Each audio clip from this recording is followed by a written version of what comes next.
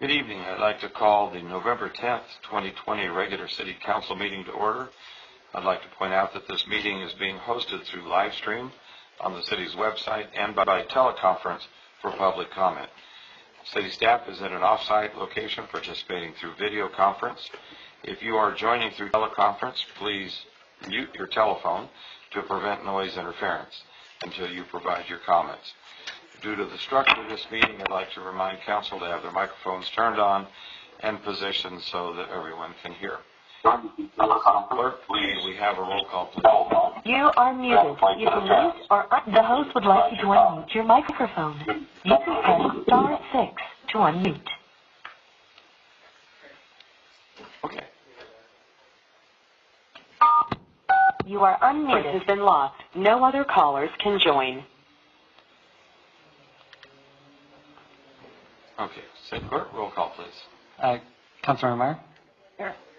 Councilmember Percival? Here. Mayor Pro Tem Krupa? Here. Mayor Brown? Here. Thank you. And moving on to item 8 is invocation. Interfaith Council Representative Bill Heller will be joining us today, after which Mayor Pro Tem Krupa will lead us in the Pledge of Allegiance. Please stand.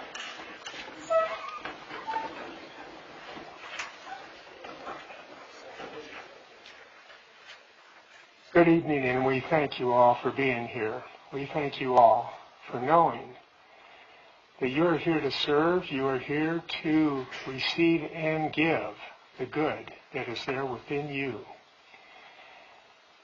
We know God is here because you are here. Let us carry that awareness in this time together, and with open hearts and open minds, let us bring forward all that is to be achieved and accomplished tonight. We give thanks for all of your involvement, all of your commitments in all that is unfolding. And so it is. Amen. Please join me in the salute to our flag. I pledge allegiance to the flag of the United States of America and to the republic for which it stands, one nation, under God, indivisible, with liberty and justice for all. Thank you. Be seated.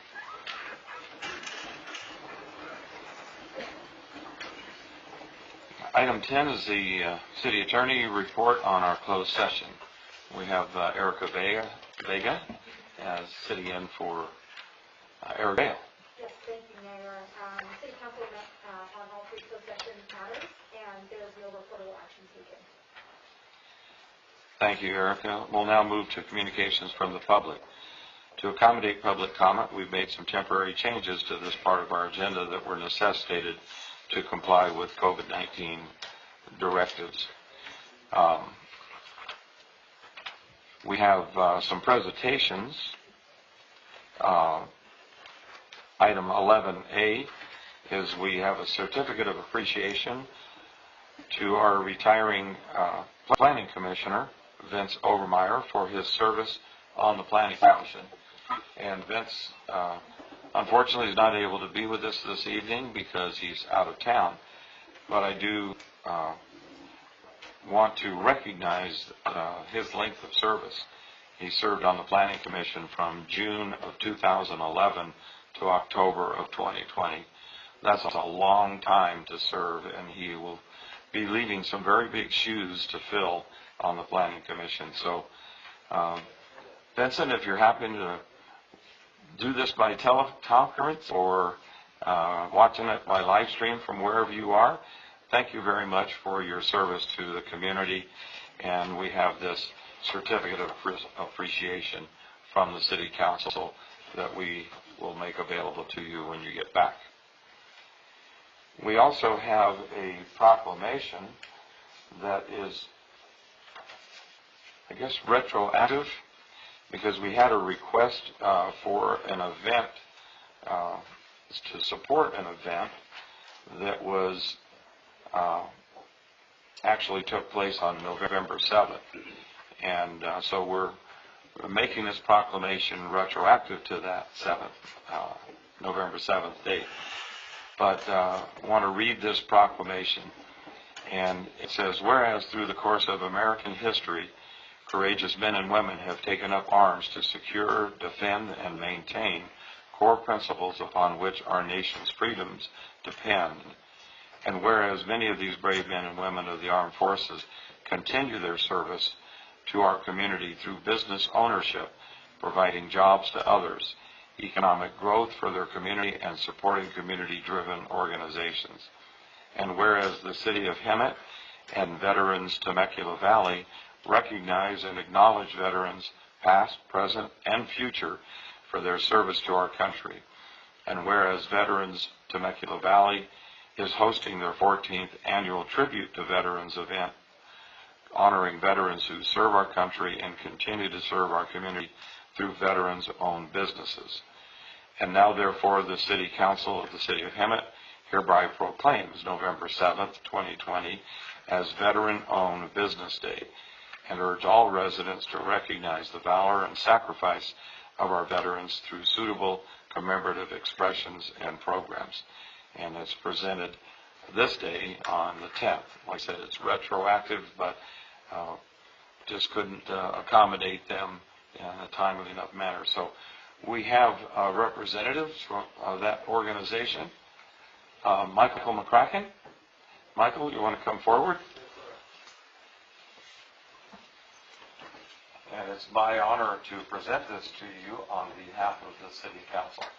And you're welcome to make any comments. Please feel to use the microphone there.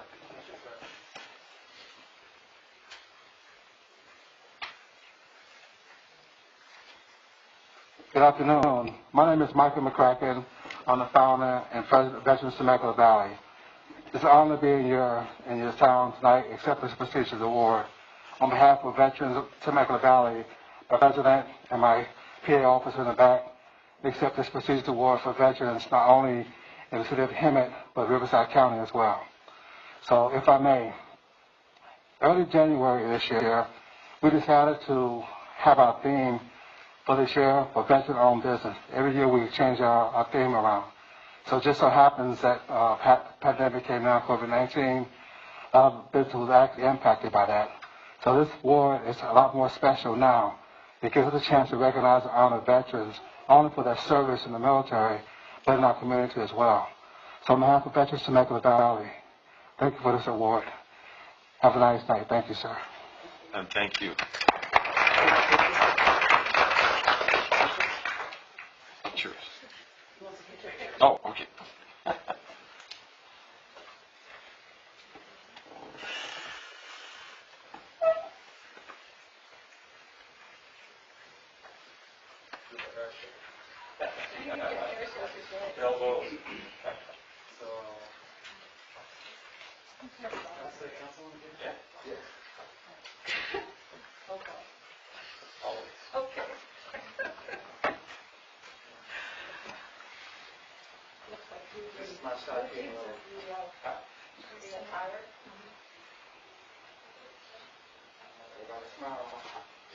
I can see your smiles. One, two, good.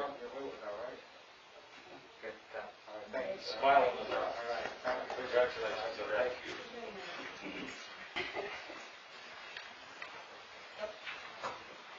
Someone smile.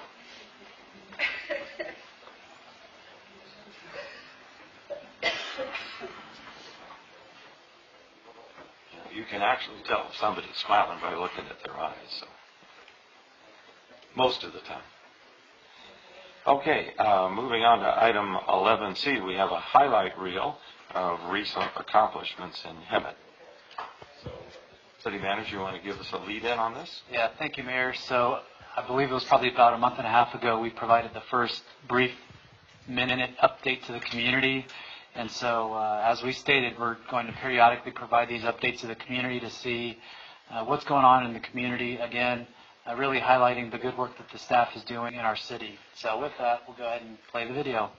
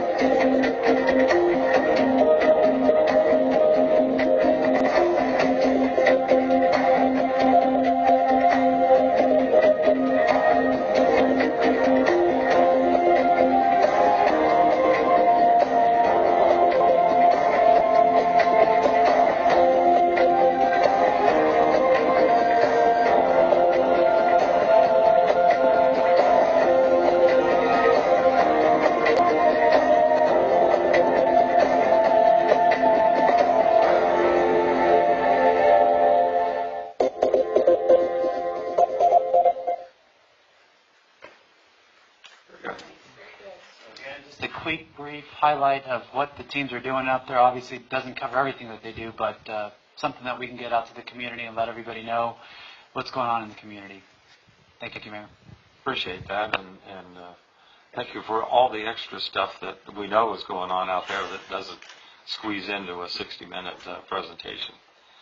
Moving on to communications from the public. There's a temporary 2-minute per person time limit for all general public comments on non-public hearing items.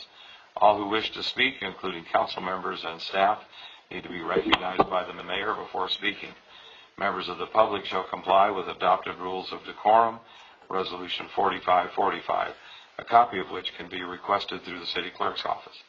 You may also fill out a form and submit your comments online at www.hemetca.gov/councilchamberlive, and your comments will be read aloud. However, submittal must be done before 2 p.m. the day of the meeting. For those that wish to join by teleconference, you'll be able to do so by calling 888-585-9008, and when prompted, dial 768-176-038. You'll be asked for your name prior to speaking. And a reminder, if you are joining by teleconference, please mute your telephone to prevent noise interference until you have your time to present your comments. Please state your name and the item on which you are commenting. After the conclusion of communications from the public and public hearing item, the teleconference line will be deactivated, and public is still encouraged to watch the live stream at hemetca.gov/councilchamberlive. So moving on to item 12A, public comment for items listed on the agenda. City Clerk, do you have any electronic comments submitted for those items? Yes, Mayor, there's one electronic comment submitted. Comment is submitted by Patricia Ann Gregory for item 16B. States, first of all, I would like to congratulate the newly elected and re-elected council members. I would say more about you, but I only have 2 minutes. I reviewed the budget numbers, and I am seriously concerned. According to the adjusted budget, Hemet spent $1.5 million more than last year. How does that represent any type of fiscal responsibility? I've looked at the Measure U numbers and have the same unanswered questions. These are questions that I will continue to ask until answered. The balance of Measure U as of June 30, 2020 is $13 million. Yet the beginning balance of July 1st, 2020 is on the budget is only $6 million. Why? And why isn't the difference being addressed? More importantly, with the receipt of over $35 million in Measure U funds, why is the net increase of police officers zero? How does the Measure U Oversight Committee overlook that as of last month there was a net zero of 0 police officers after receiving millions of dollars in Measure U funds? It's apparent that the financial status of the city at the time Measure U was advertised was not in a position to deliver what was promised. That being said, I'm looking forward to this new council to demand transparency as to Measure U and as to the financial status of our city. The AUP was nothing more than a ruse. We are not looking at a surplus for 2020. We are in fact stealing from Measure U to pay general fund expenses. The city has serious financial issues, and until those issues are openly addressed and acknowledged, only then can we have faith in the city's management. End of comment. Okay, are there any members of the public participating through teleconference who would like to comment on any consent or discussion items? There are 2 members on the... Yes, there is. Unmuted.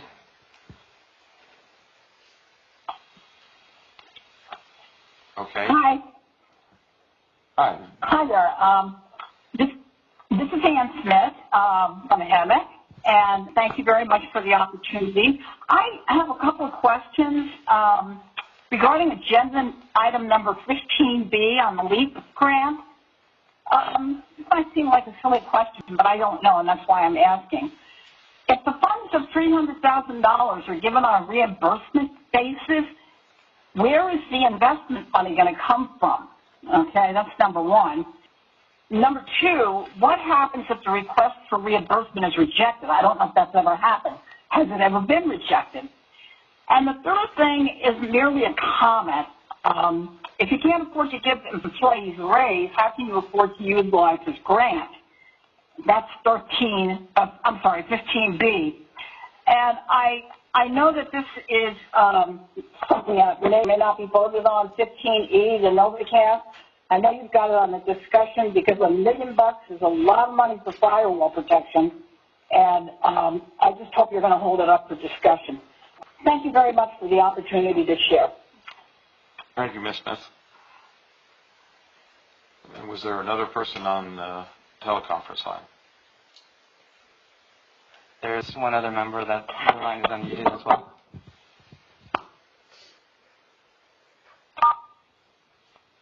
Are you there?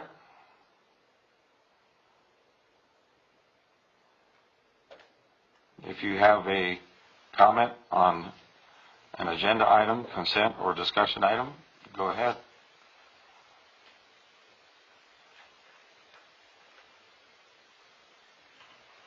Okay, I guess they're not there.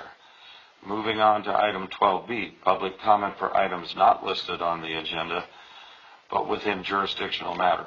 City Clerk, were there any electronic comments submitted to be read aloud for non-agendized items? Mayor, we do have 2 in-person requests to speak for 12A.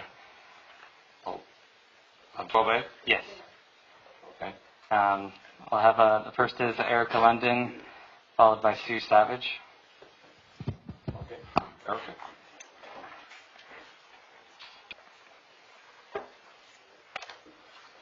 Sorry for skipping over that. We'll forgive you tonight. Thank you. Thank you. So good to see you guys. First of all, my name is Erica London. I'm from my youth. Always a pleasure to be in the physical presence of the city and the council. In regards to the CDBG CB appropriation funds, I'm here simply to say that it's been our pleasure to be active in this community. We look forward to doing more with the city and in the community, and just ask that we be in active consideration for these appropriated funds as listed on the CDBG CB request. So this was our in-person plea for that. We thank you for your time and hope you have a beautiful rest of the night. Thank you. Erica.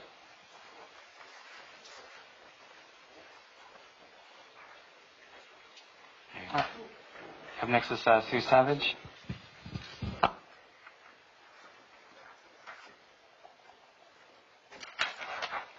Tonight I am acting as a citizen and elected but not yet installed Hemet City Treasurer. I thank the thousands of Hemet citizens who voted for me.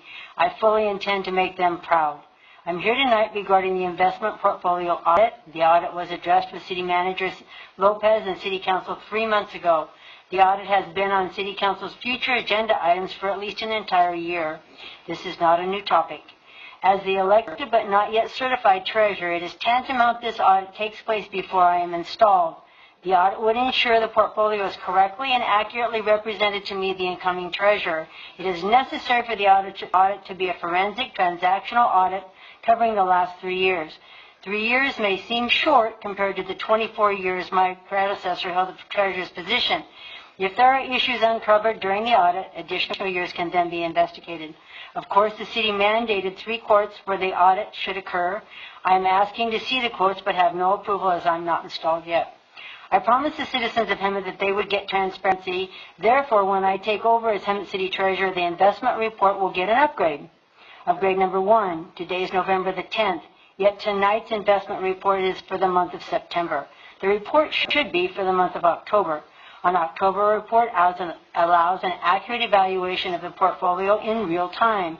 Real-time reporting allows City Council and Hemet residents real-time decision-making instead of using old data from over a month ago.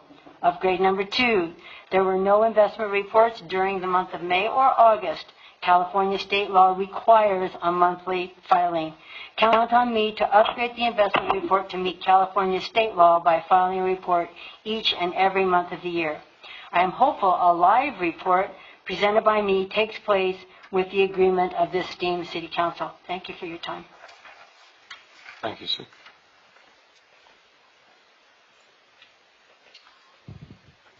No more speaker slips for 12A? Correct. Okay, moving on to 12B, public comment for items not listed on the agenda but within jurisdictional matter.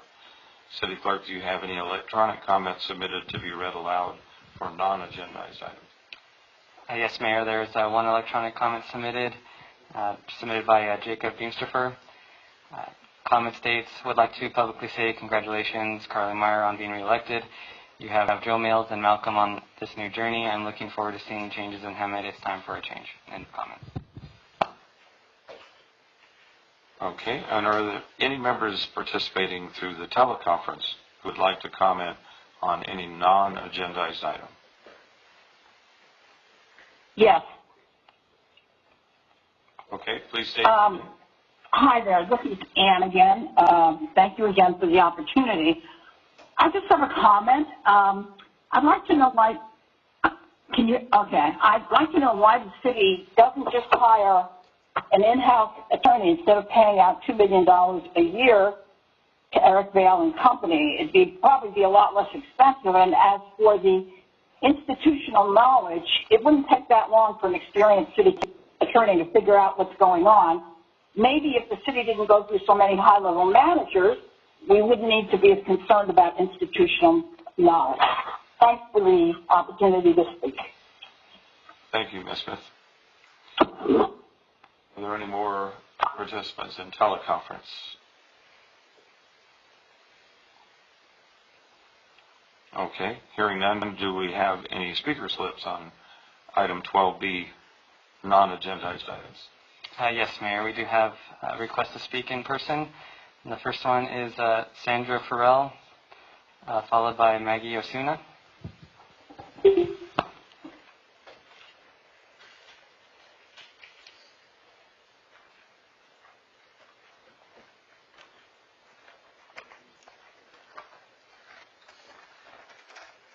evening. My name is Sandra Farrell. I'm with the City of Hemet. I'm an SEIU member. I'm an Account Technician 3. I work under Finance and under Utility Billing. My primary function is to do business license. Sandra, could you move the mic a little closer? Thank you. Thanks. Can you hear me better now? Better. Thank you. When I hired on, we had trash service, and I was hired on to do trash service in the city and deal with the customers as well on it.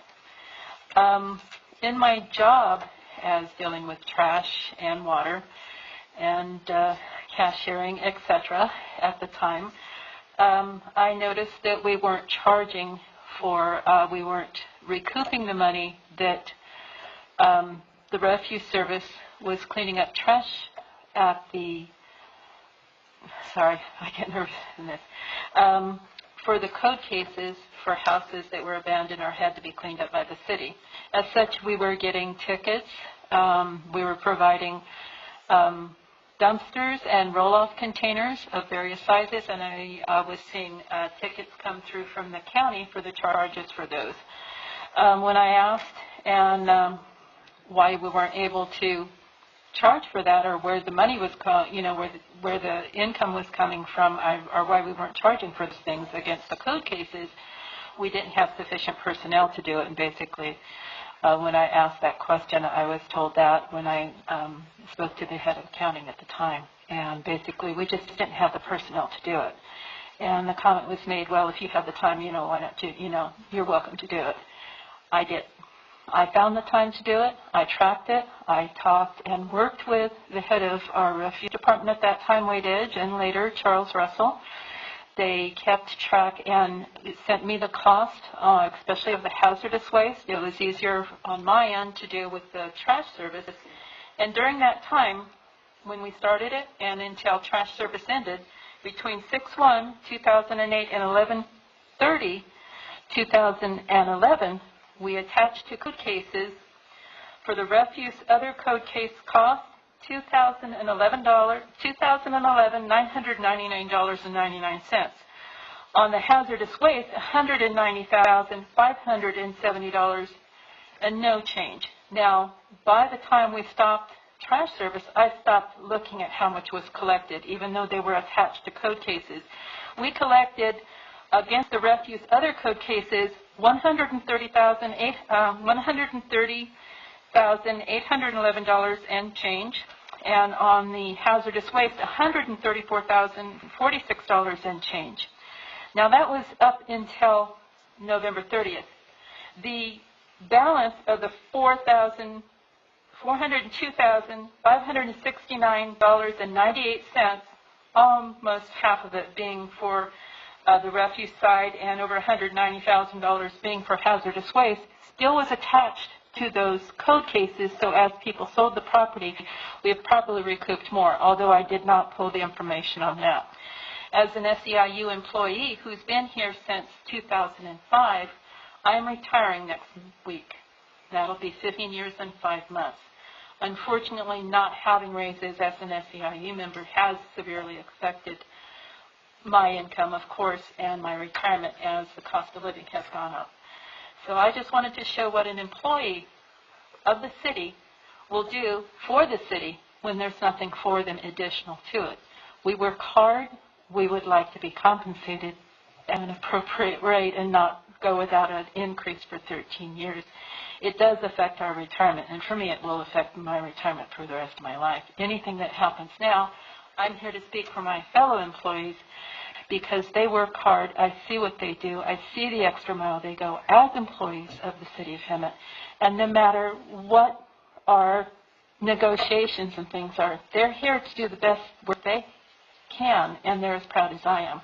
And I've been blessed to participate in our adult literacy, which I hope that comes back because I had the privilege of being able to help someone learn to read as a young mother, and I saw her a year later.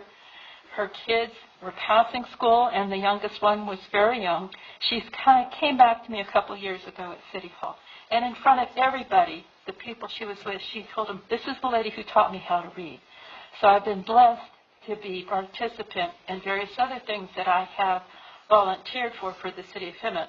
It's my pride in the place that I work, and it's my pride in the City of Hemet. And as an employee with SEIU, I urge you to please consider maybe, increasing the wage because unfortunately it just hasn't caught up to our cost of living, our increased insurance rates, and various other things. So it does make it difficult. Yet you have a great deal of employees who've stuck by the city and done their best for all of us.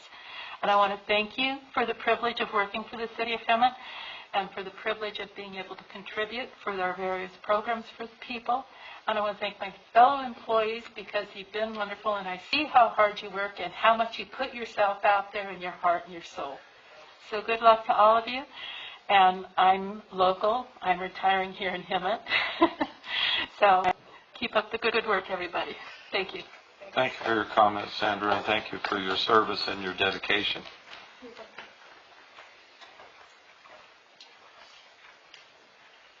After Maggie Osuna is Donald Kay.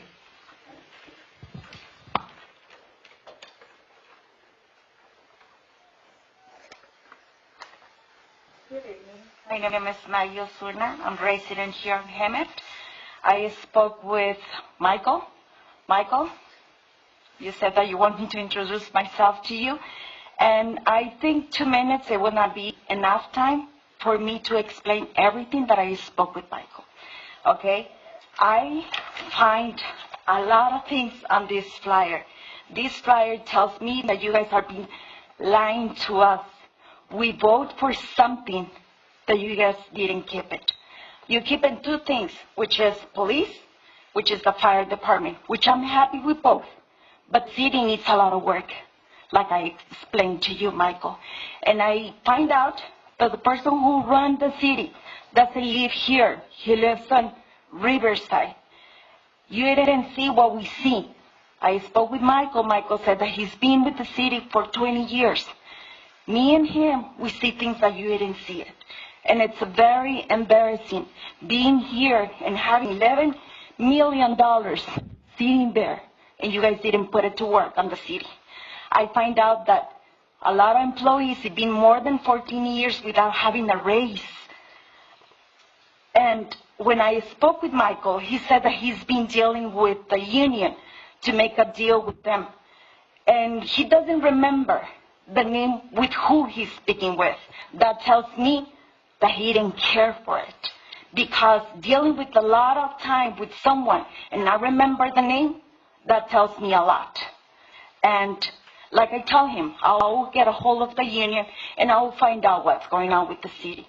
I'm going to get all my neighbors together to see what's going on here.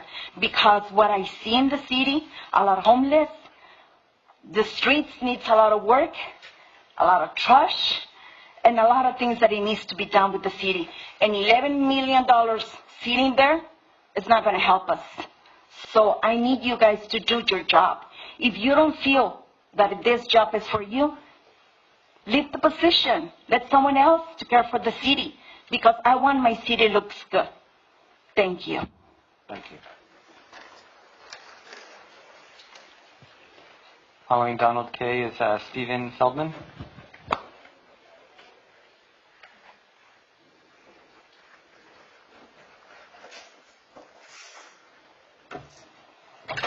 Good evening. My name is Donald Kay. I'm a city employee. I've been employed for 20 years with the city. I, like most of my fellow co-workers, have worked in most departments and done many jobs.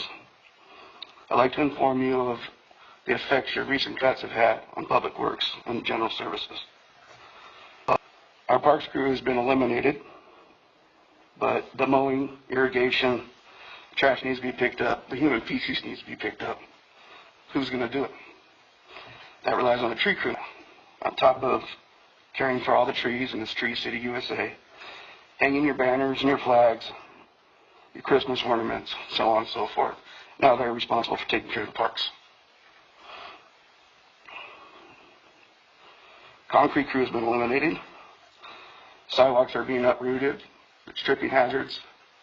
Citizens can't have access to them, so they have to be taken care of. Who's going to do that? Well, that's been relying on flood control, roll and shoulder, rocks crew, on top of taking care of the basins, storm drains, weed abatement, illegal dumps, homeless encampments. They're going to take care of the sidewalks too. Paint and signs have been eliminated. Let's just throw that on road and shoulder also on rocks team. They can take care of it in their spare time. Asphalt crew has been eliminated.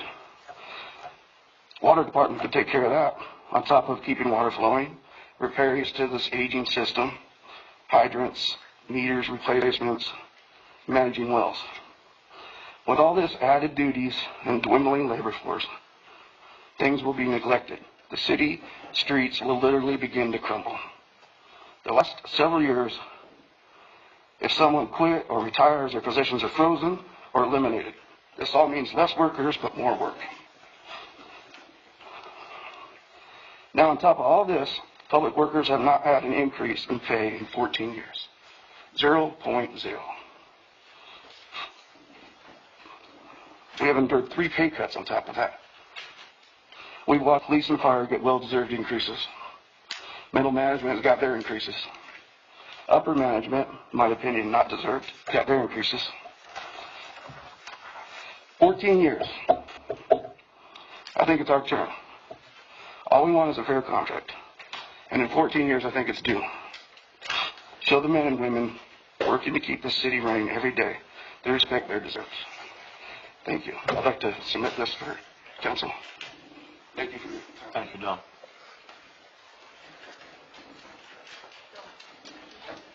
Following Stephen Feldman is Andrea DeComet.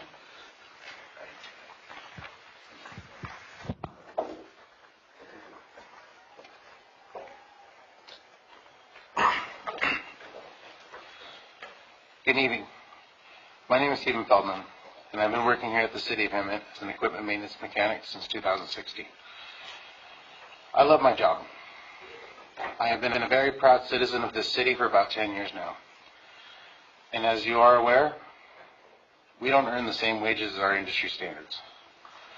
And myself and our entire equipment maintenance team have to supply our own tools to perform what I consider to be every bit of a huge role of public safety, as well as my brothers and sisters that are standing outside. I currently own more than $75,000 worth of tools since I've started my career 22 years ago to keep up with the ever-changing technology with automobiles. As our medical continues to rise and the cost of living goes up, we have failed to see a pay raise in 14 years. In addition to no cost of living adjustments, we have also taken pay cuts in order to save city functions such as the library. This makes it harder for my family and I to live and for me to provide my tools to do my job. I have done my share to save the city at minimum $4,000 plus a year, with me performing personally all of our fleet smogs in-house the past 3 years now. We have all done everything in our power to keep the city afloat through all the changes. We have waited plenty, and it's now our turn for a raise, and for the city to show us that we are worth it. Thank you, everyone. Have a good evening. Thank you, Stephen. After Steve is Yahaira Howard, followed by Andrea Giacomet. Sorry, who's next? Yahaira.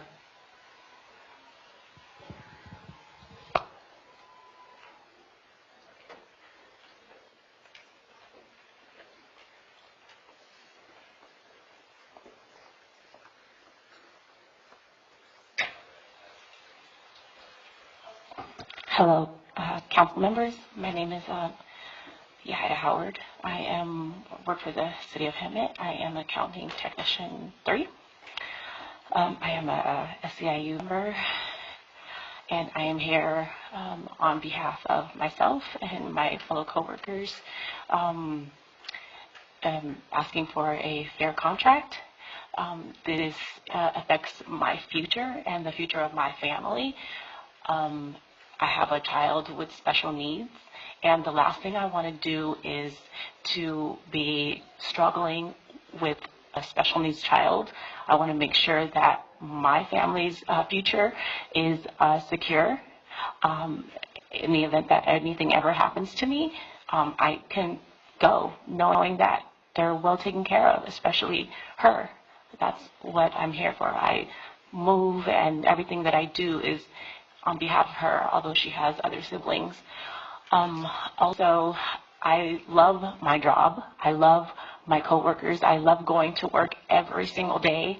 We have fun all the time, and we invest our time. We invest our time, and and all the effort and everything that we put into working. It's our second home, and so I'm just asking that you guys invest in us the same way that we invest in our jobs. And thank you for listening. Thank you, Ms. Howe.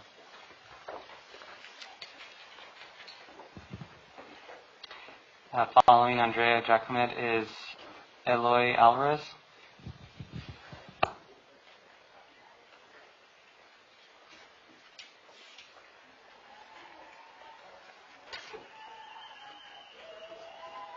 Good evening. My name is Andrea Giacomet, and I am an SEIU member, and I work at the Hemet Public Library. On October 15th, I celebrated my 29th year as a city employee. It has been 14 years since my last pay raise.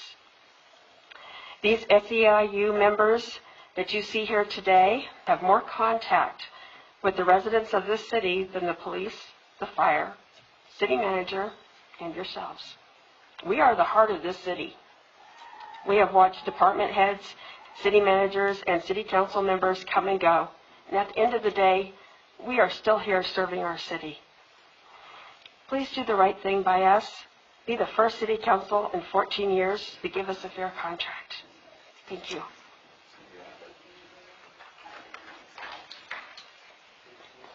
Following Eloy Alvarez is Eric Delkey.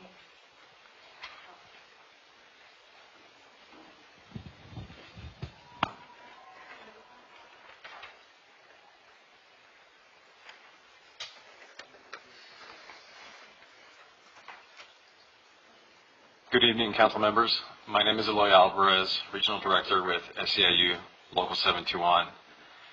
For too long, SEIU members have made a sacrifice, a personal sacrifice to provide services to the city of Hemet. They make the city function. They make the city work. They make this the wonderful community that we know this to be.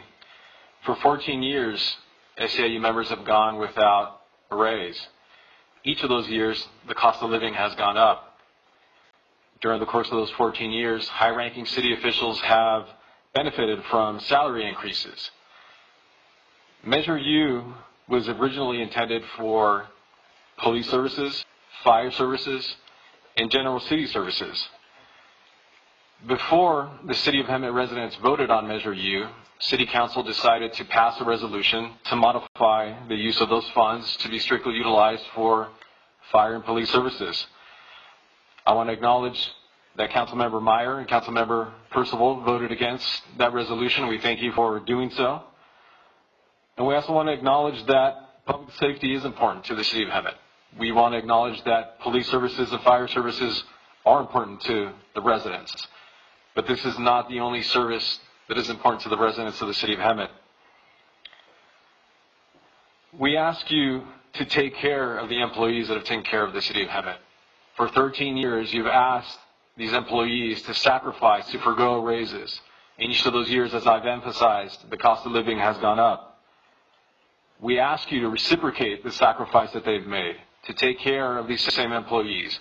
And we're willing to work with anyone within the City of Hemet who's willing to work with SEIU to reach a mutually beneficial solution to this problem. Take care of your employees, take care of your community. Thank you for your time and consideration. Thank you.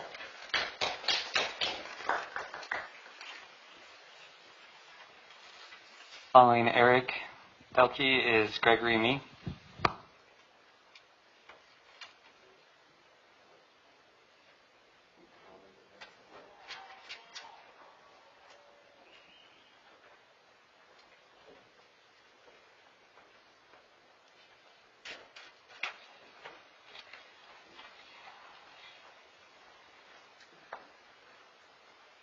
Good evening. My name is Eric Pelkey. I am a resident of Hemet, and I work for the City of Hemet at the Public Library. I'm going to make it simple. What's happening to my fellow co-workers is going to affect their retirement. I'm a senior citizen. I understand what's going on with their concerns, and I'm asking you for a fair contract for these people. They've given you their life. They'd like some of it back. Thank you. Have a good night. Thank you, Eric. Up next is Gregory Mee, followed by Emma Johnson.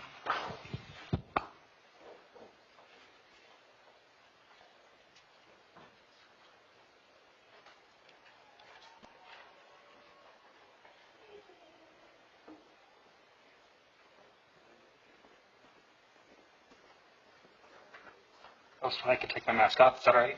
Okay. Good evening, everyone.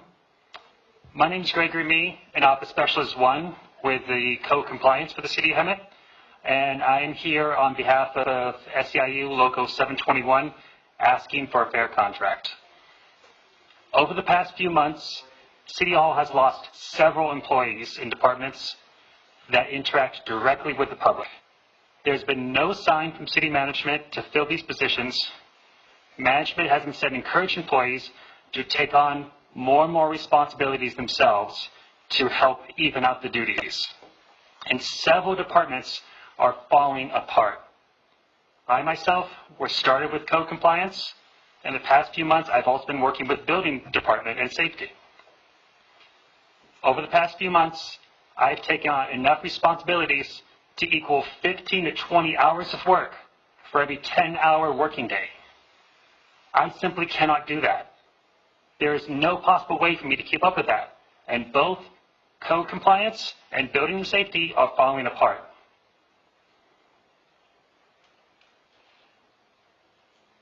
The code compliance has recently lost, at the start of COVID, there was a layoff where we lost a office specialist.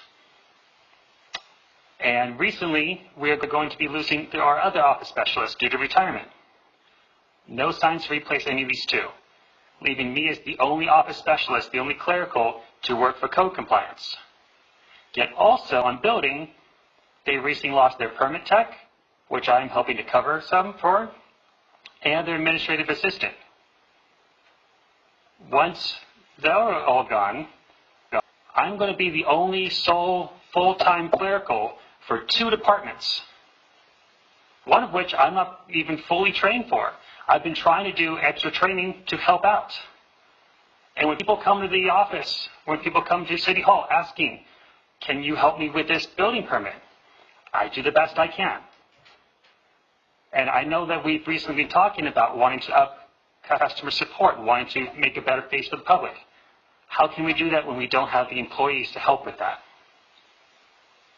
The list of unanswered phone calls or unresponded to emails for compliance in building got way out of hand.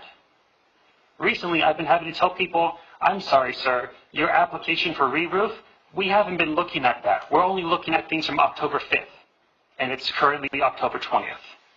We're 2 weeks behind. And with the rain season coming, sorry, we'll get to it when we can.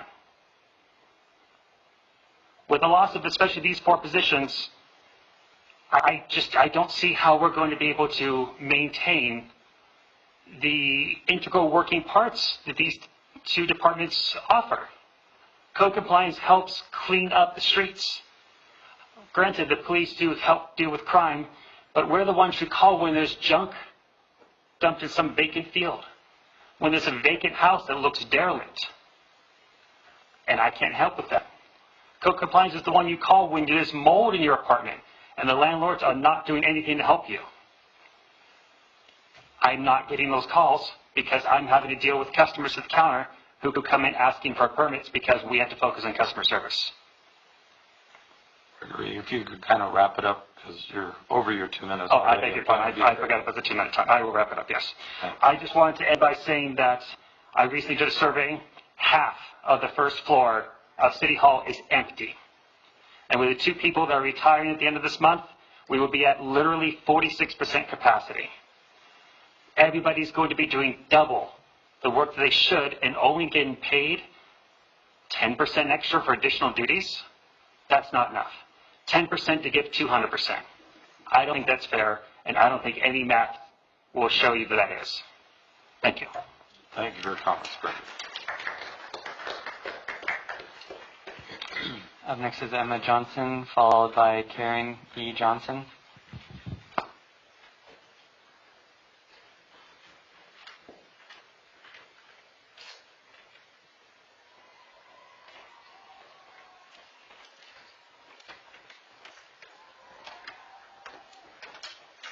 My name is Emma Johnson. My mom works for the city and I'm 16 years old. My mother has worked for the city almost my entire life. She's also been a single mother almost my entire life. She's working without a contract for almost 2 years now. She's fighting stalled negotiations along with the rest of her coworkers in the library, and she's raising me on a salary that hasn't been adjusted since 2006. The cost of living in Hemet continues to rise rapidly, ironically alongside the crime and homelessness rates. Where's this money going? Why are we paying extra taxes for you to fix things if nothing is being fixed? How is it that the city cannot afford to give my mother a raise, yet upper management receives increases over and over again? How is it that the city cannot afford to give my mother a raise, yet there are $11 million that were supposed to be used for the general fund being used exclusively for police and fire? Again, you have the money and you have the resources to do justice by these people who keep your city running. These are the people who run your city. You will give them a fair contract, you will give them fair pay, and you will give them fair benefits, or you will face the consequences. This city turns to you for help. The people who live in this city and the people who work for this city turn to you for help. Guess who's going to be on the chopping block if the city services shut down? Because it won't be us. Thank you.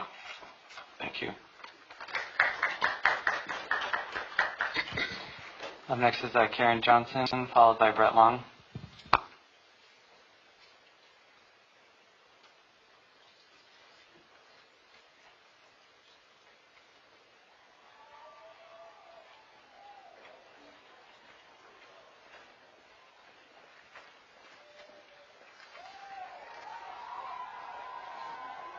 Good evening, Council. My name is Karen Johnson. I am a city employee and a longtime resident of Hemet. I have been working for the city for 15 and a half years. I am a single mom with only my income to support my family. I have worked 14 years without a cost of living raise and endured pay cuts year after year, while upper management has continued to give themselves raises. Due to pay cuts, we, the SEIU workers, have taken on covering more and more of our benefits out of our checks. We have to cover a portion of our health care and a portion of our retirement. I pay $420 of my health care and $300 of my retirement each month. That's over $700 of my check that I earn each month. That's a total of $8,400 a year I pay for benefits. Benefits are supposed to be something that you earn and that are given to you, not something that you have to pay for. My fellow SEIU workers are doing the same as I am. We are all struggling to get by on pennies. My taxes go up, my cost of living goes up every year, and 14 years without a raise. No status quo. It's time for the city to do the right thing. It's time for a fair contract. Thank you. Thank you, Karen. Up next is Brett Long, followed by Marianne Torres.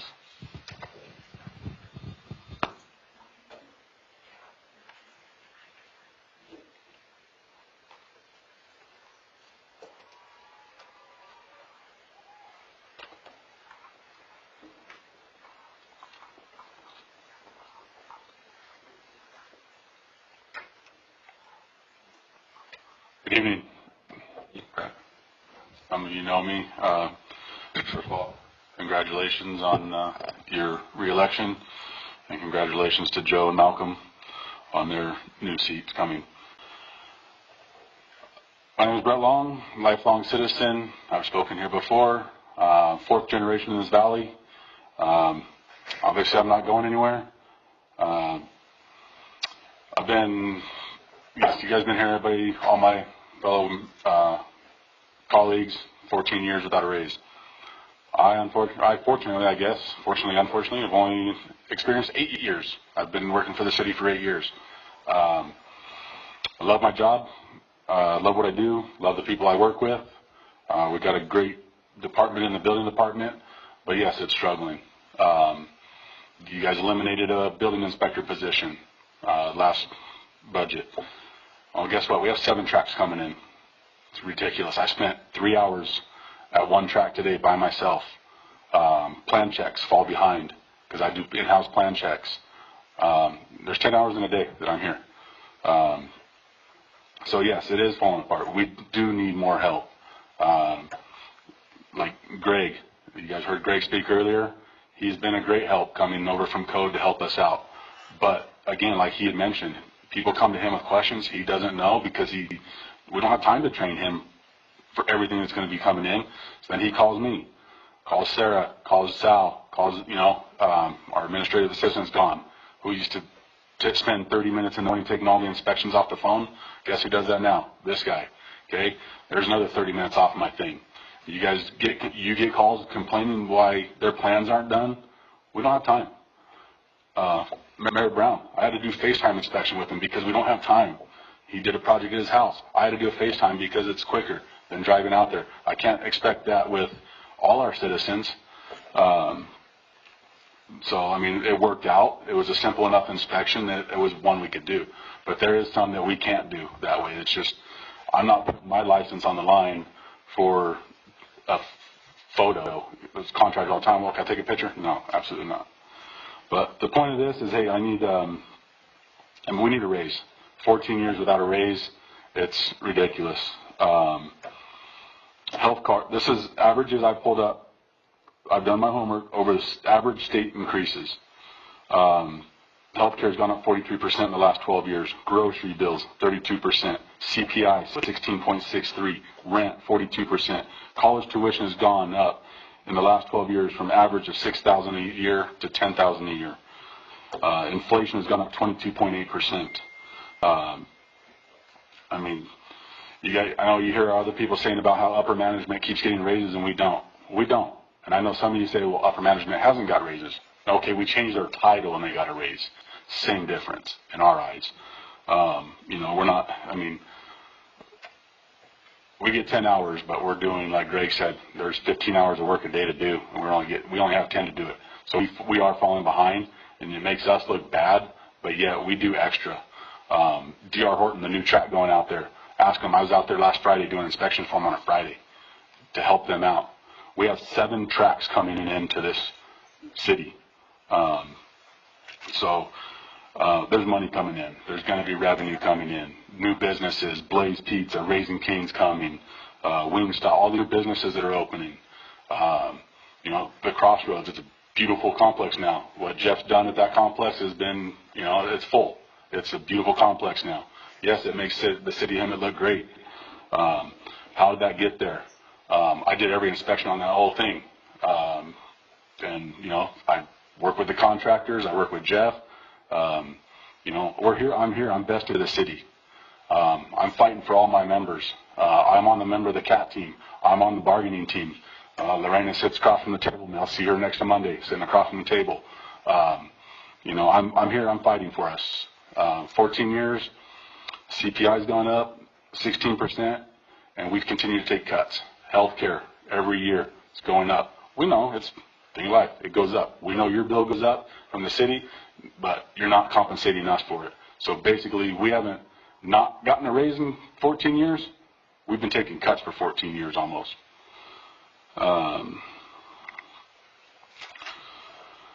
So, in closing, we're not asking for anything crazy, just a fair contract.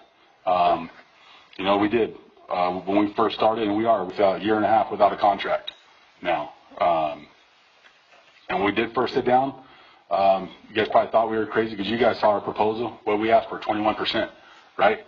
At that point, we were 22.5% below the CPI. So we were just trying to get back even. City of San Jacinto's gotten a 10% raise. They're ahead of us now. Parish is ahead of us. We used to, you compare to San Jacinto. You guys, maybe not this council, but other councils used to compare. Well, you guys make more than San Jacinto. Okay. Well, guess what? Now San Jacinto's mad at us. Beaumont's mad at us. Like, hey, let's go. Let's get your raises up so we can get more raises. Now we're holding everybody else down. So it's just not fair.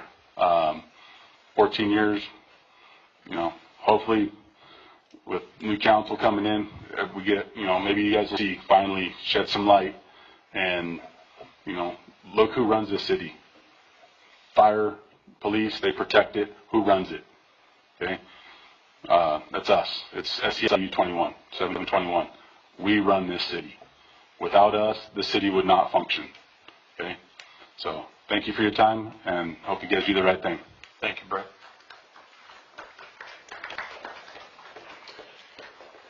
The last request to speak is from Marianne Flores.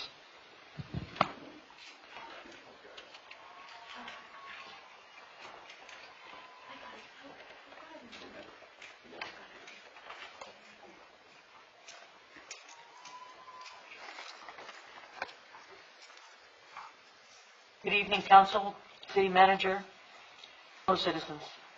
I'm Marianne Flores. I work in code enforcement along with Greg, and I've been with the city over 19 years. I love my job. I love doing customer service. I had a script prepared, but I'm going to go off script for a little bit.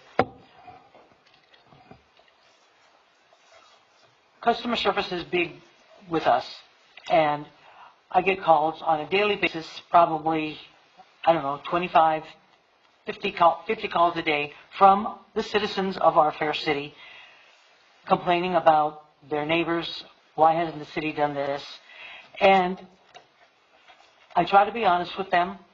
I take their complaints, I make a case, I schedule the officers, and then due to the COVID, of course, a lot of the complaints have to get put on the back burner, like the overgrown weeds, junk and trash.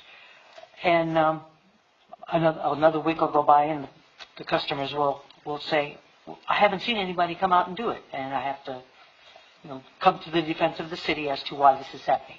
But that's neither here or there. As my astute colleagues have mentioned, we haven't had a cost of living raise or a raise period in at least 14 years. Yet our insurance goes up, groceries go up, rent goes up, and we have to fend for ourselves because we have to do with what we've been given. I don't begrudge the city for doing that because they do have a job. I am able to sustain myself and my daughter, but I am retiring here soon, and if I'd have had those raises, I would have been able to retire with a nice retirement rather than what I have been able to get. And I just know that if you were in our shoes, you would probably do the same thing as us, coming to your city council with your requests. And I just want to know that I hope you hear us and that you take into consideration our requests and give us a fair contract, and just know how much we do for the city, how much we love our city, and we hope that this will be the end of our requests to the city council for a fair and decent contract and a fair wage, so that we can raise our families and not have to worry about where the next meal is coming from. I thank you for your time, and may God bless you all. Thank you. Thank you, Marion.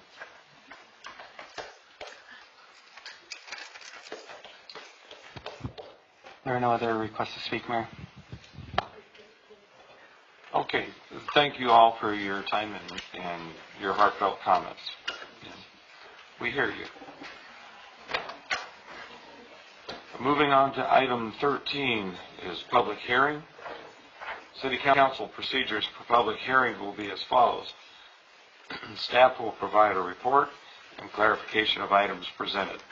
Public hearing will be open for comments for those in favor of or in opposition to the item, followed by a rebuttal to any comments made. Public hearing will then be closed, and the city manager may respond to questions raised by the public. The public will not have an opportunity to respond. Discussion will be brought back to the city council for discussion or action. So we have first item, and welcome. Hi. Good evening, Mayor Brown and council members. Veronica Allen, Management Analyst from Finance, here to begin the 2021-22 Community Development Block Grant Annual Action Plan process by requesting a public hearing be conducted to elicit comments of citizens, public agencies, and other interested parties regarding community needs and priorities. This is one of several opportunities as identified in the City of Hemet Citizen Participation Plan to involve the community in the CDBG process. It is anticipated that the city will receive approximately $922,000 in CDBG funding for the 2021-22 program year, which goes through July 1, 2021 through June 30, 2022. Regulations established by HUD for receiving CDBG funding require citizen participation in evaluating funding needs and priorities. The funding needs and priorities identified here will be considered in the funding recommendations for the 2021-22 program year and recorded in the 2021 Annual Action Plan. In addition, Council is being asked to reactivate the CDBG Ad Hoc Committee and then 2 members to serve in the selection process and funding recommendations of the eligible 2021-22 CDBG applications. Application packets for the 2021-22 CDBG funding year were available on the city's website with a due date of November 9th. Applications have been received and are currently being reviewed. Thank you. Okay, thank you, Veronica. So we will open the public hearing. Do we have any comments in favor of this? I've not received any in-person requests to speak or electronic comments. I just unmuted the teleconference line. There's one participant if they have comments. Yep.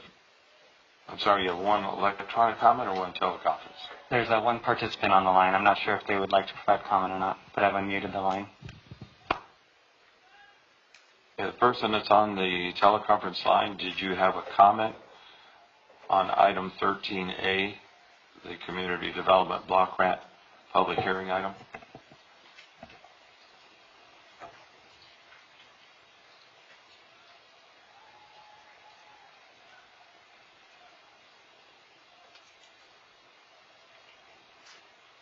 Okay, hearing none. Do we have any comments from public? Speaker slip. No, Mayor, there are no other requests to speak. Okay. Then I'll close the public hearing. And are there any comments from council on this item?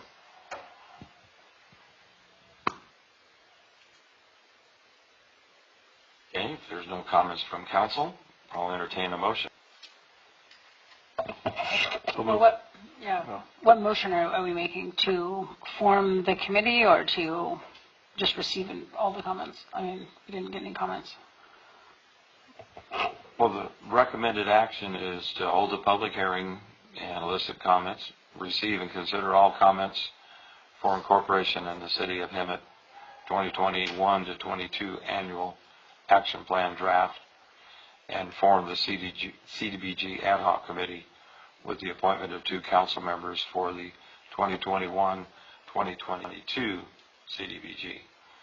So that's the staff recommendation. I guess question I would have of staff is we currently have an ad hoc CDBG committee. Would council's preference be to just continue that ad hoc committee into this one, because we have they're 2 separate CDBGs, but they're dovetailing together. So is council's preference to continue with the existing ad hoc committee or create a new one? My only question is if we are going to seat new council members, but we can worry about that in January if they. I mean, I don't have a problem with you guys keeping, because the one that you're doing now is from. It's COVID. Right, but I feel like the benefit of keeping you would be because you are watching both Continuity. a little bit more closely. Yeah. So. I have no objection. I'll ask my colleague on the ad hoc committee. I have a couple questions. When have we received applications already, or is this the announcement to the community that they can submit applications? We have received applications already. Okay, and when do we have to as council, make a decision on approving these funds? It needs to be submitted to HUD by May 14, 2021. And I've never asked this before, and all the times during this. If we submit in January, do we get the money in January or February, or do we have to wait until June? We have to wait until June. See, that's just not fair. I have a lot of questions. That's what I'm saying. There's no rush in deciding. Right. To form the ad hoc. And I have no objection to, since we have the time, let's wait and see what the constitution of the council is. It's a great learning experience for new people. It is. And a great frustration.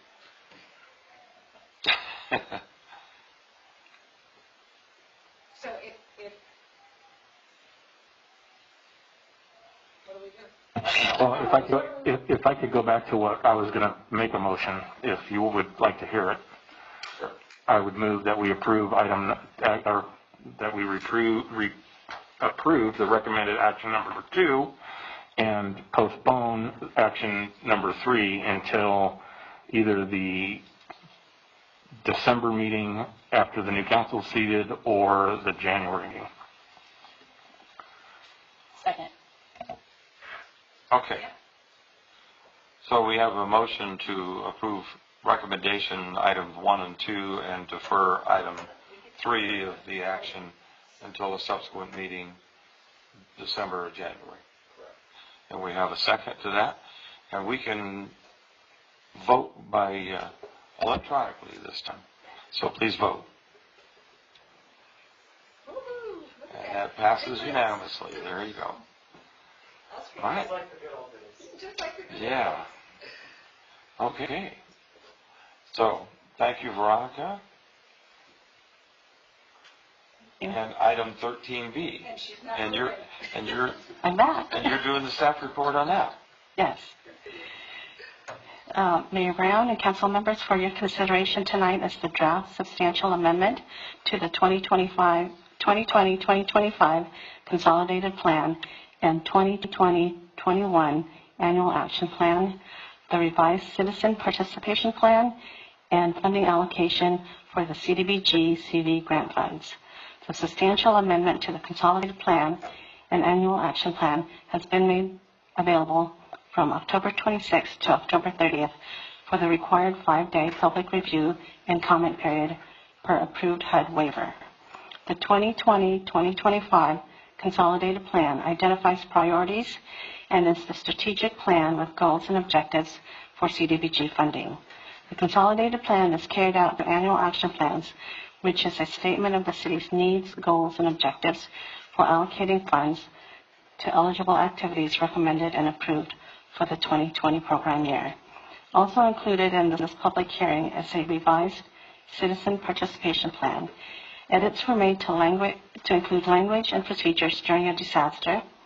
As of today, no public comments have been received. In order for the city to receive $542,529 of CDBG-CV funding allocated for 2020-21, HUD requires a public hearing and City Council adoption prior to submission of the substantial amendment. We are also requesting the Council authorize the Finance Department to add appropriations in the amount of $542,529 to Fund 240 Community Development. Thank you. Thank you, Veronica. And with that, I will open the public hearing. Do we have any electronic comments or teleconference comments on the public hearing, 13B? Mayor, there are no electronic comments submitted. I just unmuted the teleconference line if there's one person on the line, if they provide comment. If you're on the teleconference line, are you waiting to make comments in favor of or in opposition to the public hearing item 13B on the agenda?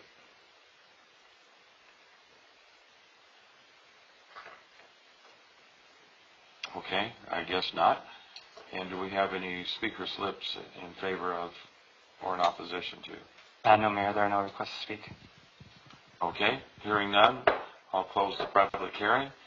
Any comments or questions from council? This looks exciting. This looks exciting. Can I answer that? I want to. This was probably the best feel-good CDBG distribution that I've ever participated in, except nobody wanted the full amounts. I mean, we we could use this amount, we could use this amount, we could use this amount, and it's like, why don't you just ask for the whole thing that your program is going to cost, because the money is there. And I don't want to have a surplus in this and have them come and say, you didn't spend it all, we're going to reduce your next allocation. So this was such a feel-good type of thing that it's COVID related, but in that COVID-related, there's groups of citizens that are going to benefit by being fed, having their help assisted education technology for their children, and staying in their homes because of rent and utility utilization. So this to me was just, we just kind of sat there and beamed at each other and went, oh, let's go back and tell them that their full program can be funded through this. It doesn't cost the city anything. And it's just a feel-good one, and it is going to benefit so many people that I'm just absolutely thrilled that we can do something like this for the deserving citizens that we have. And that's it. Carly? Michael? It was good. Well, I have to echo what Linda just said. It was, and maybe some of the applications were preconditioned on prior experience where they came in asking for something less than what they really needed because they were trying to be equitable with the other applicants. But in this particular situation, it was a different story. So it was a much better feel-good, use your phrase, experience. So if there are no more comments from council, we have a recommended action from staff. Anybody want to make a motion? I would like to make that motion, that we conduct the public hearing, accept the comments, approve the documents, authorize city manager to sign the certifications, and authorize finance department to add an appropriation in the amount of $542,529 to fund 240 community development. And good job. We already conducted the public hearing, didn't we? Yeah, so we don't have to put that in the motion. But, okay. I'll second that. Okay, we have a motion and a second to approve the staff recommendation. Please vote. And that passes unanimously. Thank you very much. Thank you, Veronica. Excellent work. All right. Moving on to item 14 is a receive and file. Can I have a motion to receive and file these items, 14A and 14B? So moved. Second. Please vote.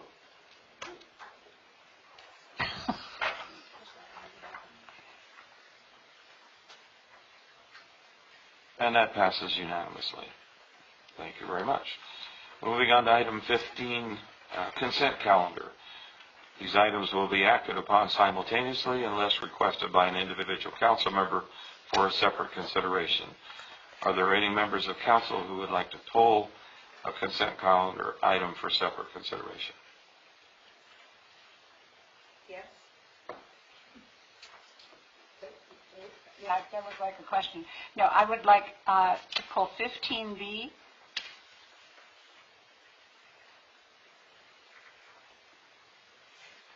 Okay. And that's it. Okay. 15E we've removed. Is that correct? Is that the one that we're what? not? 15E, that's the one that was pulled? Did we pull that? Staff. I was going to go after. Oh, sorry. Okay. I was making sure.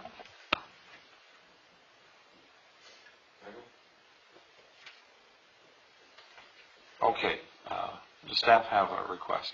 Mayor, I'd like to pull 15E. We didn't have all the items finalized, so I'd like to pull that item from the consent calendar. Okay, so that item's being removed by staff for consideration at a future date. So the only item pulled for separate consideration is 15B, as in boy. So may I have a motion on items 15A, C, D, F, and G? I move to approve items 15A through G minus B. Okay. Do I have a second? Oh, and, well, that one was pulled, yes, and E was pulled, so minus E. I have a second? My Mike's gonna have to speak up sooner or later. Second. Okay, we have a motion and a second. Please vote.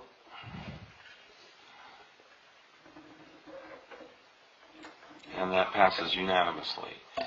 Item 15B. I pulled this, and I'm hoping my notes are right, in that Ann Smith, one of the callers, asked a question about that to the effect that if we don't have any money, how can we afford to pay first and get reimbursed? Was that her question? So, HP, you're on. Sure. Good evening, Mayor, members of the council. So one of the options that the LEAF grant allows us is let me see if I get the verbiage correct. I apologize. As I'm getting older, I have to look up to get my trifocal to work. So it gives us an option to have a different type of financing on this LEAP grant. So generally, it's a reimbursable grant, but we have talked to HCD thus far, and they're willing to front a portion of the money from the beginning so that we can get the RFP out and get going. And then they'll do a task-oriented reimbursement.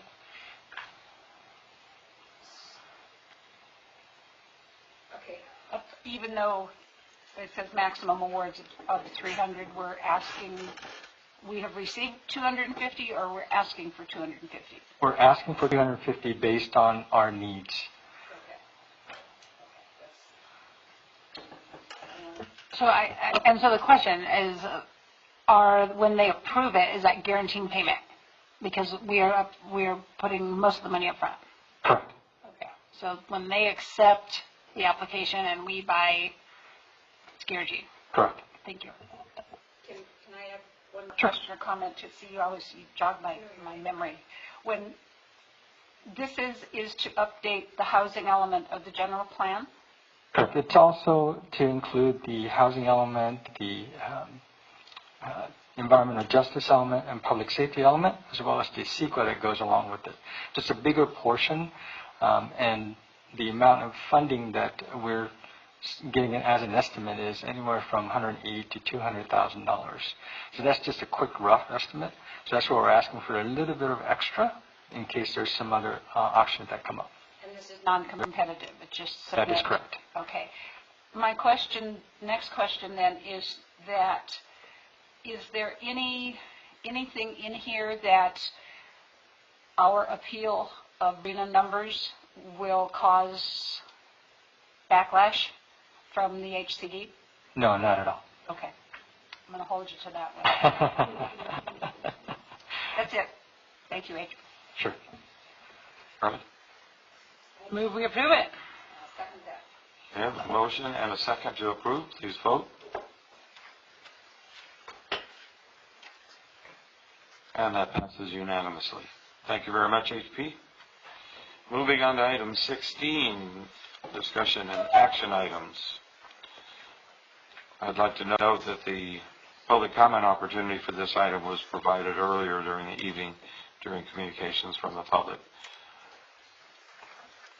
So item 16A is a resolution ratifying the appeal of the Regional Housing Needs Assessment, commonly known as RHNA, allocation for the City of Hemet to the Southern California Association of Governments. And we have a staff report.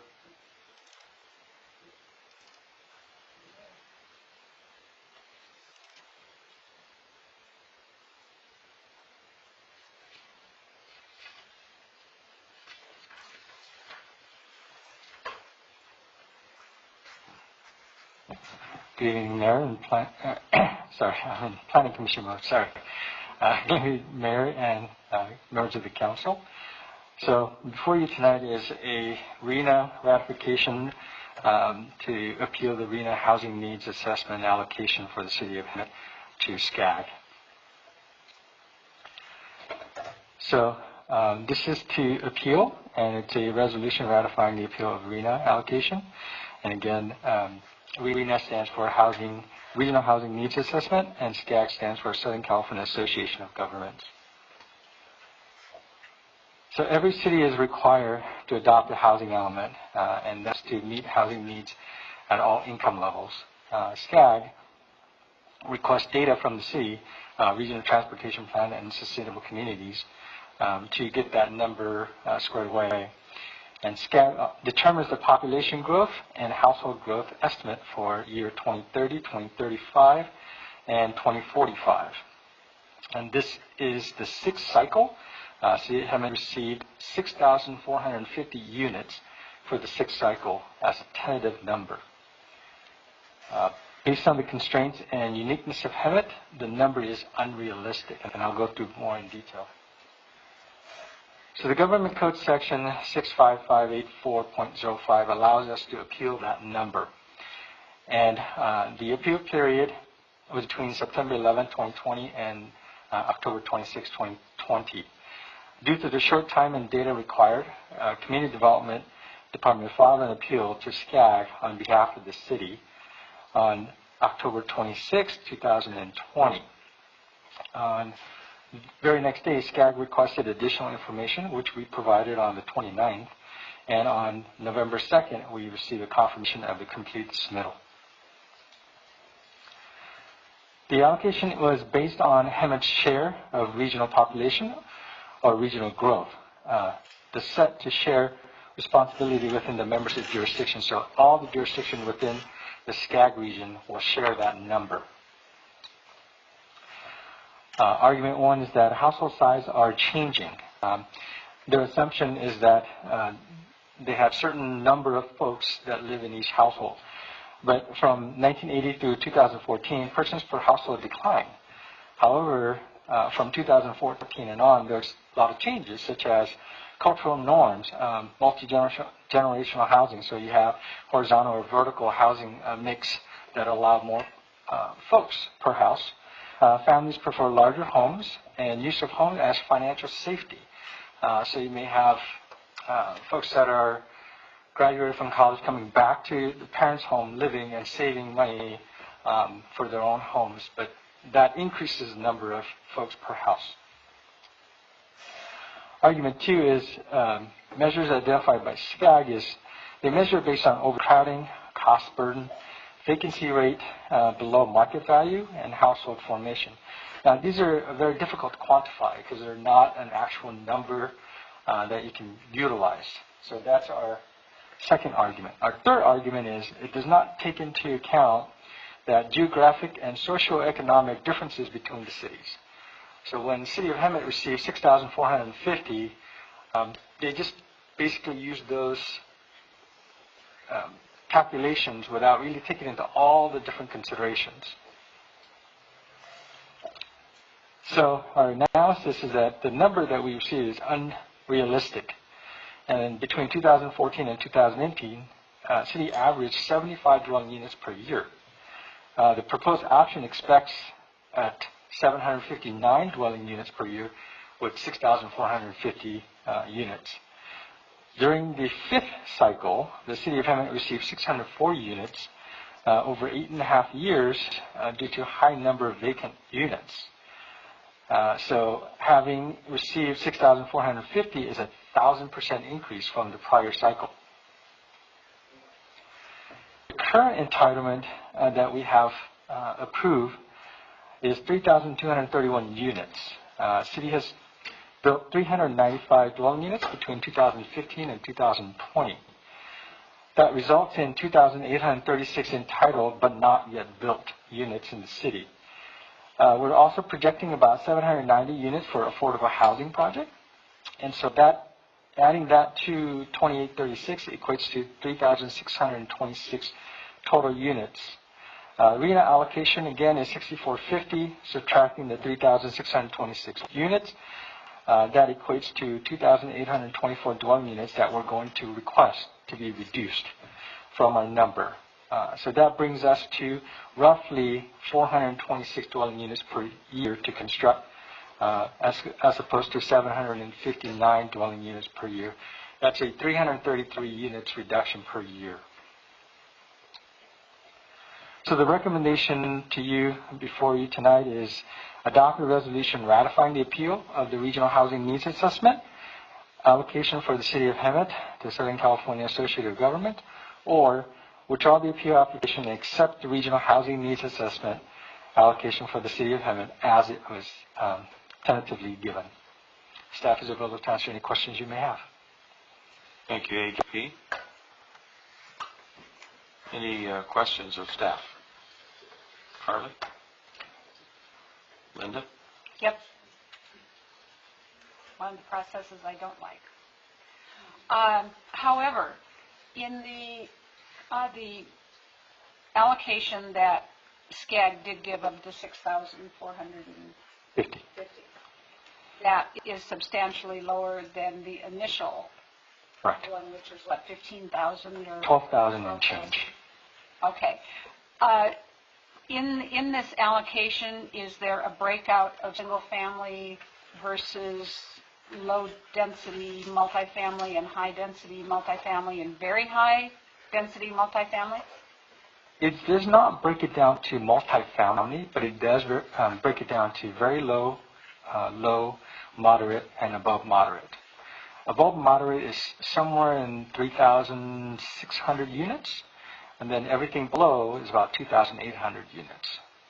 So very low, low, and moderate, which are all under the median income of County of Riverside, would be about 2,800 units. So if, with the current number of developments between Citrus Point, Stony Mountain, and McSweeney, and the Hideaway, and the other one down on Stetson, or Chambers, how many total housing units are in there, and where will they fall in that range? I believe all of those projects are above moderate, so they'll fall under the somewhere in 65% range of all the homes that we need for above moderate. So at 6,450, about 3,800 homes are for above moderate. So it'll fall into that category. So the category that we're lacking is the very low, low, and moderate housing. Except most of the housing stock in Hemet is low or very low. Correct. And most of our rental units are very low. Yes. So how do we compensate? How do we get our numbers targeted and yet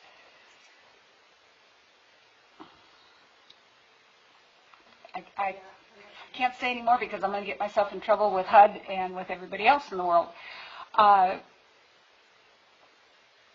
People deserve good places to live, and I don't think we need to build anymore.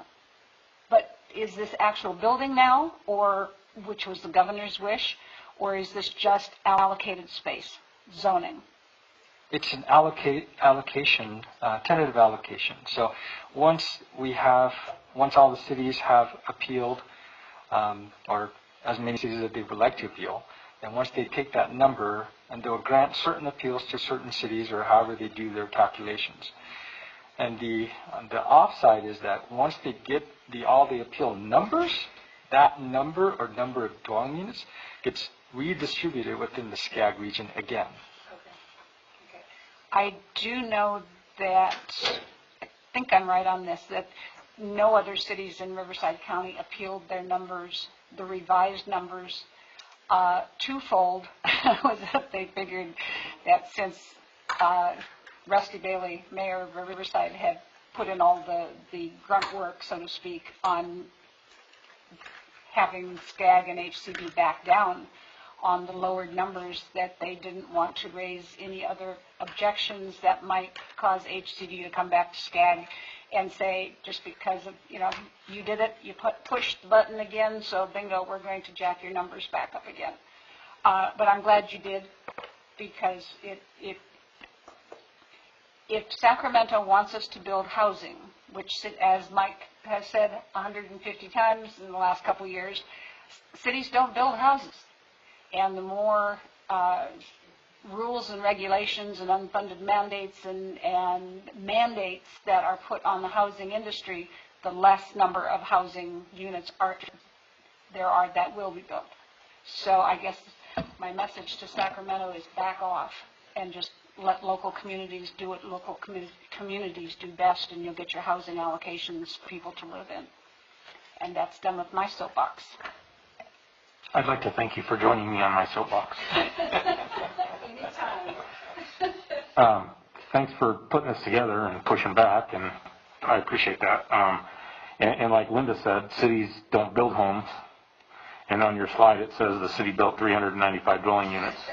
The city didn't build any dwelling units. Developers did. I apologize for that. The city approved those, which I'd like to see us approve a lot more. But it goes back to, Sacramento can tell us how to build and take away all our local zoning and how we as a city want to see the city grow and that. But it comes down to when Sacramento puts all these mandates and it drives the cost of everything up, when our home prices in Hemet are already at the low to low moderate, nobody's going to build here because developers don't build if it's going to cost them money. And so, we're kind of stuck between a rock and a hard place. So, but thanks for doing that. And thanks for writing that letter and pushing back. I appreciate it. Well, and I concur with that. I appreciate the well-articulated and well-composed letter. I think we have to stand for what we think is right and what is fair. And, if you don't push back when you think you have a good case, they'll just roll over and the next thing that comes down the line might be even worse. So I think, you pick and choose your battles, and I think this is a battle worth picking. And so I support the staff's letter and would be happy to see us ratify that. If we sit here and vote for this, we would ultimately be lying. Because what's the reality that that's going to happen? It's not very realistic at all. I don't know that in any housing cycle that we have ever hit the numbers. We have zoned for those numbers. Because I do remember a few years ago we had a very packed, irate audience because one of the agenda items was a rezoning properties for very high density, very low income multifamily housing. And it was it's smack in the middle of a nice single family portion of town. And it took a lot to get the message through is that we are zoning for that. It will probably never be built, and it has never been built. So the chances are very, very, very good that these things will not get built out. At the rate we're going, it's going to take us 15 years to do it. Exactly. We'll be on. And the numbers will change. We'll be on the 12th cycle by then of the 2080 general plan.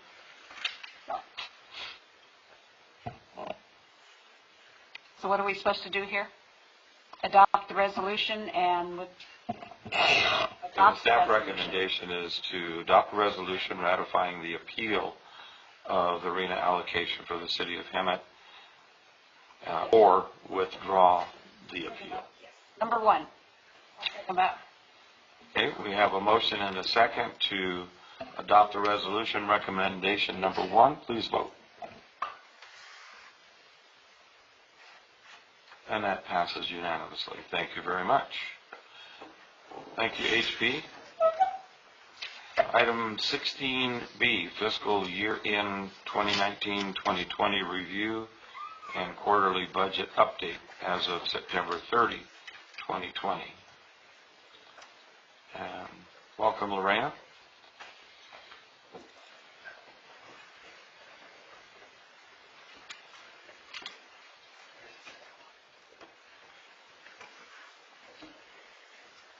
Good evening, Mayor and Council.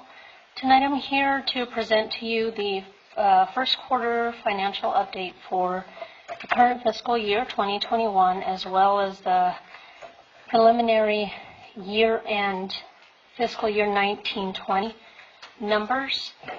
I'd like to start with the current year just because there's a lot less to talk about there.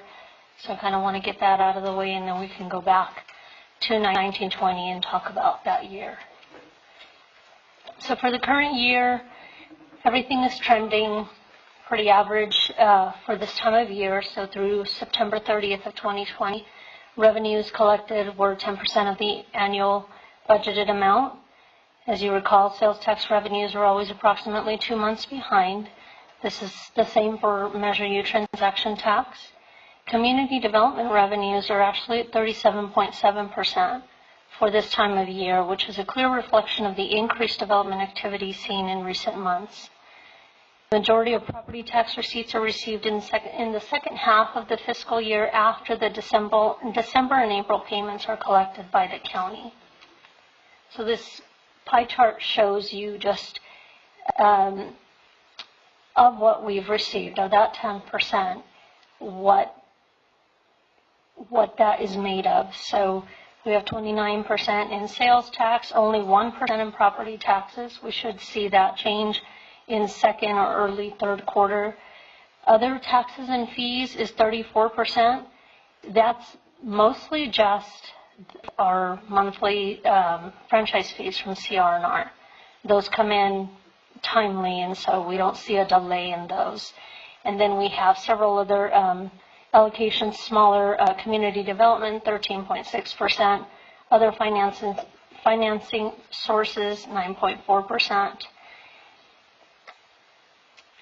On the expenditure side, expenditures are just below target at 22.3% year-to-date.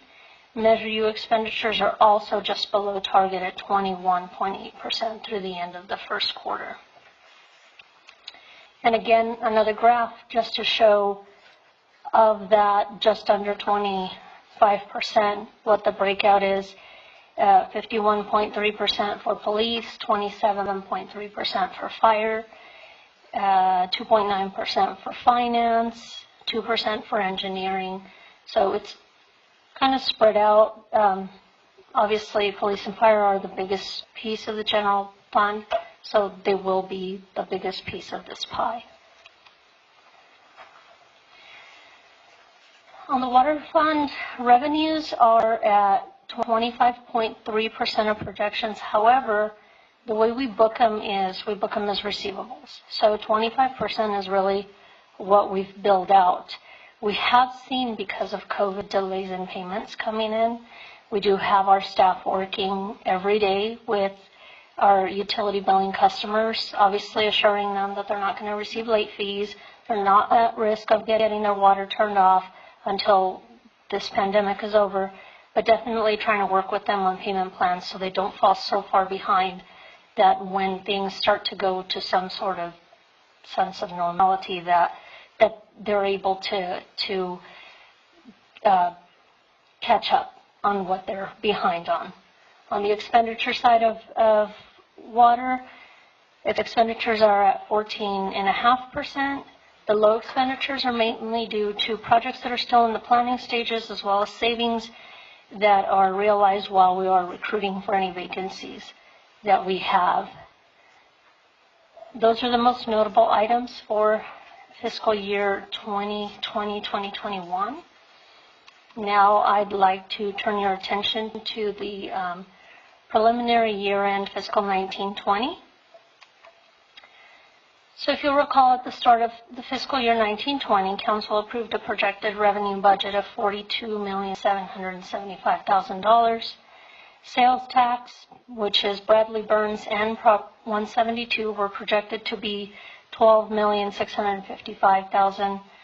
Property taxes, including vehicle and lieu fees, were projected at $13,677,000, and TOT was projected at $1 million.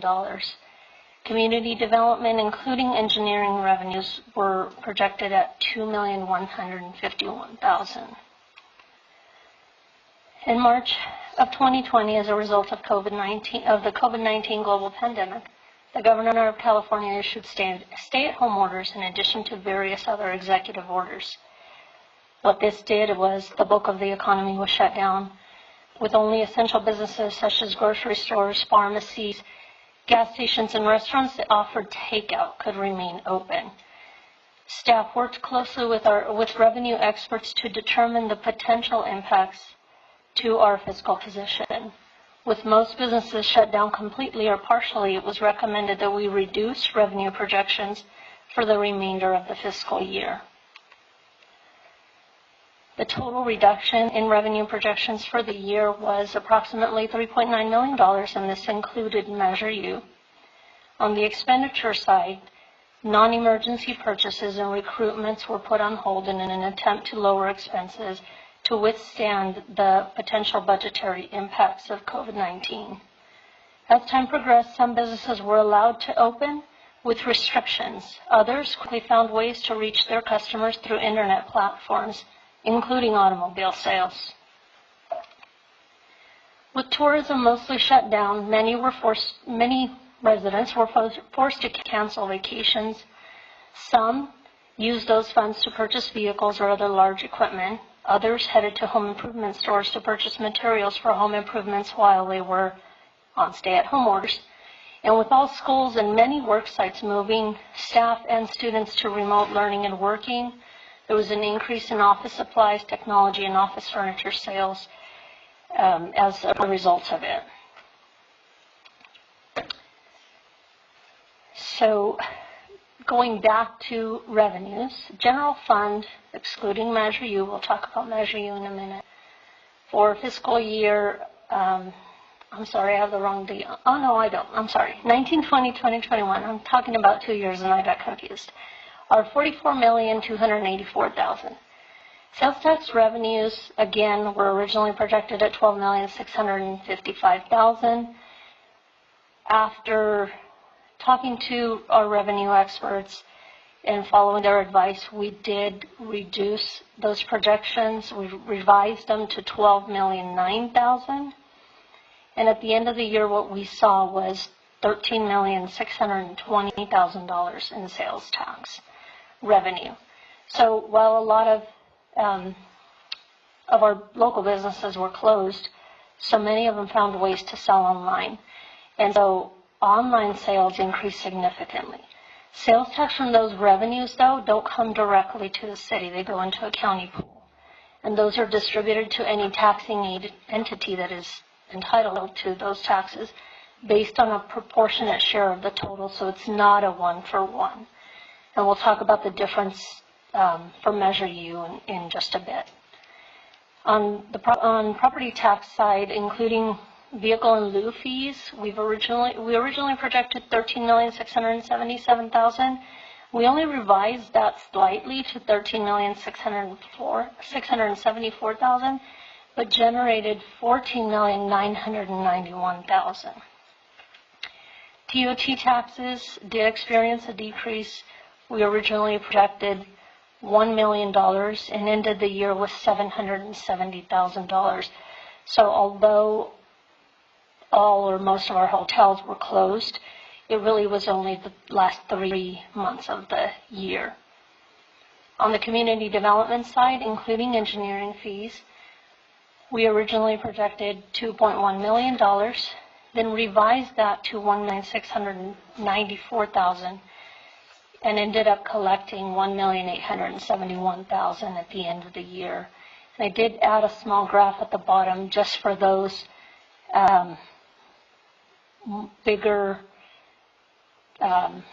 revenue items that really make a difference. Sales tax and property tax are our biggest revenue generators for the general fund, and fortunately we didn't fare as poorly as other cities that rely so heavily on tourism did.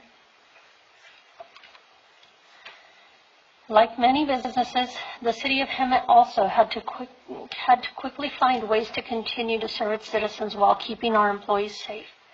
Those that could telecommute were provided the tools needed to work from home. Utility billing continued to serve water customers through phone, email, and fax. Payments were only allowed in the drop box, online, via phone, or via fax. Community development set up planned collection sites and virtual inspections. While many industries had to shut down, construction and home sales were not nearly as affected by the pandemic. Community development continued to see interest from developers looking to invest in our city. Property values for 1920 are established in mid-2019. So as a result of that, the city did not experience decreases from property taxes. Really, on the flip side, as homes continued to increase in price and sell, tax values went up. And so I believe that that's why we see such a significant increase. So I'd like to add something. You noticed that Lorena talked about some kind of analysis that was included there about what the public was doing. Vacations canceled, ended up having extra funding available to then make large purchases. And that is information that we received talking to our sales tax generators in the community based on what they were hearing from the people that were actually making those purchases. So there's a number of instances where we reached out to our larger sales tax generating businesses and tried to kind of peel back the layers to say, well, what did you see that was going on here? Another really interesting thing that was going on was that typically from, let's take for instance the car industry, typically they see people that come in that maybe don't have the financing to be able to purchase a vehicle. What some of our groups were seeing were people that could afford making those purchases, that weren't necessarily impacted by COVID. And so those people were essentially ready to just get in the vehicle and drive off because they had the financing mechanisms or the financial capacity to do that. So those were all stories that we gathered from talking to many of our retailers that are based here in the city of Hemet. And I think even just looking at, some of our local stores, our Marshalls, Ross, Burlington, stores like that, not talking to them, but just seeing what was going on when they were finally allowed to open the doors. People waited hours in line to get into those stores. I remember I walked into the Burlington here in town after work one evening, and it had already been probably 2 weeks into they had recently opened, and I walked in and there was nothing. And so, although delayed, if they sold all of their merchandise, that generated taxes for us as well. On the expenditure side, for the year, the general fund budgeted $42,181,000. Through continuing appropriations and POs that rolled forward in this fiscal year, expenditure budgets increased to $43,667,000. At year end, the general fund spent $39,951,000, or 91.5% of its budget. Main reasons for this: continued efforts by departments to control their costs. Even before the pandemic, we try to stay mindful of what our limits are and what we can do, and so we try to stay within our budgets. At the start of the stay-at-home orders, the city manager instructed all general fund departments to limit purchases to critical items needed to see the year through. Recruitments were also immediately put on hold. In addition to that, through CARES Act funding, the city was able to cover many of the costs related to dealing with the pandemic. This generated a savings to the general fund of approximately $788,000 for the 1920 year, with an additional allocation of approximately $262,000 in the current year, for a total award amount of $1,051,000. So I wanted to point something out because this is really unique, and there was Ms. Gregory called and mentioned this, and I know I fielded a question from a council member about this, and it's in that first section about general fund expenditures for the year originally budgeted at $42.2 million. But the unique part is that when you have continuing appropriations that were already budgeted for in the previous fiscal year, that are already accounted for in the budget, that pushes the expenditures up, but there is a funding source that's tied to that. It may have been a project that wasn't completed. So although the general fund budget adopted by the council was a certain dollar amount, if there was a project that wasn't finished, that is anticipated to be finished in that current fiscal year, that does push the expenditure up, but it doesn't necessarily mean that it spent more than it went over budget. It was just carried over.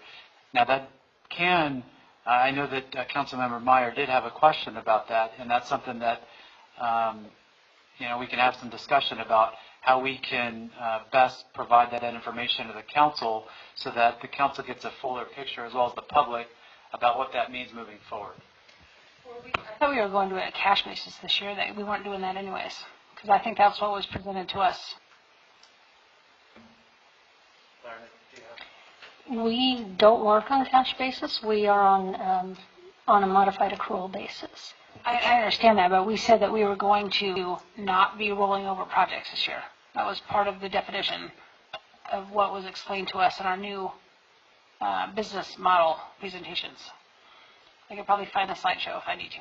Yeah, I think in fiscal year 1920, one of the practices that the city had done was if, let's say, 10 projects weren't completed, they would just automatically all get rolled over. What we changed in fiscal year 1920 is that I methodically went through each single project and said if that project had not been completed over the course of 3 or 4 years, that was removed. So we did do that, and we actually just did that again for this fiscal year too. Projects were removed that pushed it. If there's a capacity issue there, we shouldn't just keep rolling projects over, but we're continuing to do that too. But if a project was started and not finished, that carryover expenditure goes into the next fiscal year and looks like it's an over expenditure of the budget when it was allocated for the prior year. No, because what a continuing appropriation does is it decreases the budget in the prior year, in the year it was originally budgeted. So we decrease it in that year and increase it in the new year. And when POs roll forward, like let's say we have a PO for a purchase of computers, and it's issued in June, but the computers won't arrive until July. That PO needs to roll forward so that we can pay the bill appropriately. What our system does is it decreases that encumbrance and takes the encumbered amount with the budget that allowed it to be encumbered and rolls it forward into the new year. So everything comes forward. So it has approved budget to accompany the expenditure. So you won't see your expenditure categories higher than the budget for those line items. Okay, but then if this is appropriations and POs that were rolled forward, the expenditures increased by that amount. The expenditure budget increased. But not for actual expenditure. Right. So the budget increased to $43,667,000, but the actual spent was only $39,951,000. This is right here. I want to talk about this since your minds are right here. But those POs that roll over, and it kind of goes back to the fundamentals of what we do. Our biggest policy we set is the budget. So when we vote on the budget and those numbers change, those don't change without our vote. And right now, they're changing without our vote. So we've got to figure out how those POs are going to be rolled over. If they're rolled over, like, hey, here's a list of our rollovers, and the council says, okay, we're going to do this, formality-wise, because today I go through this and I compare what we approved to what is on here, and there's lots of numbers that are different. And so who okayed that? Well, we okayed it, but we didn't.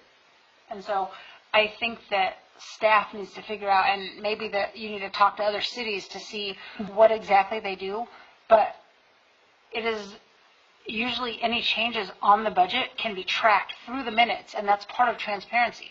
So when we have, $25,000 Where's the one that I saw?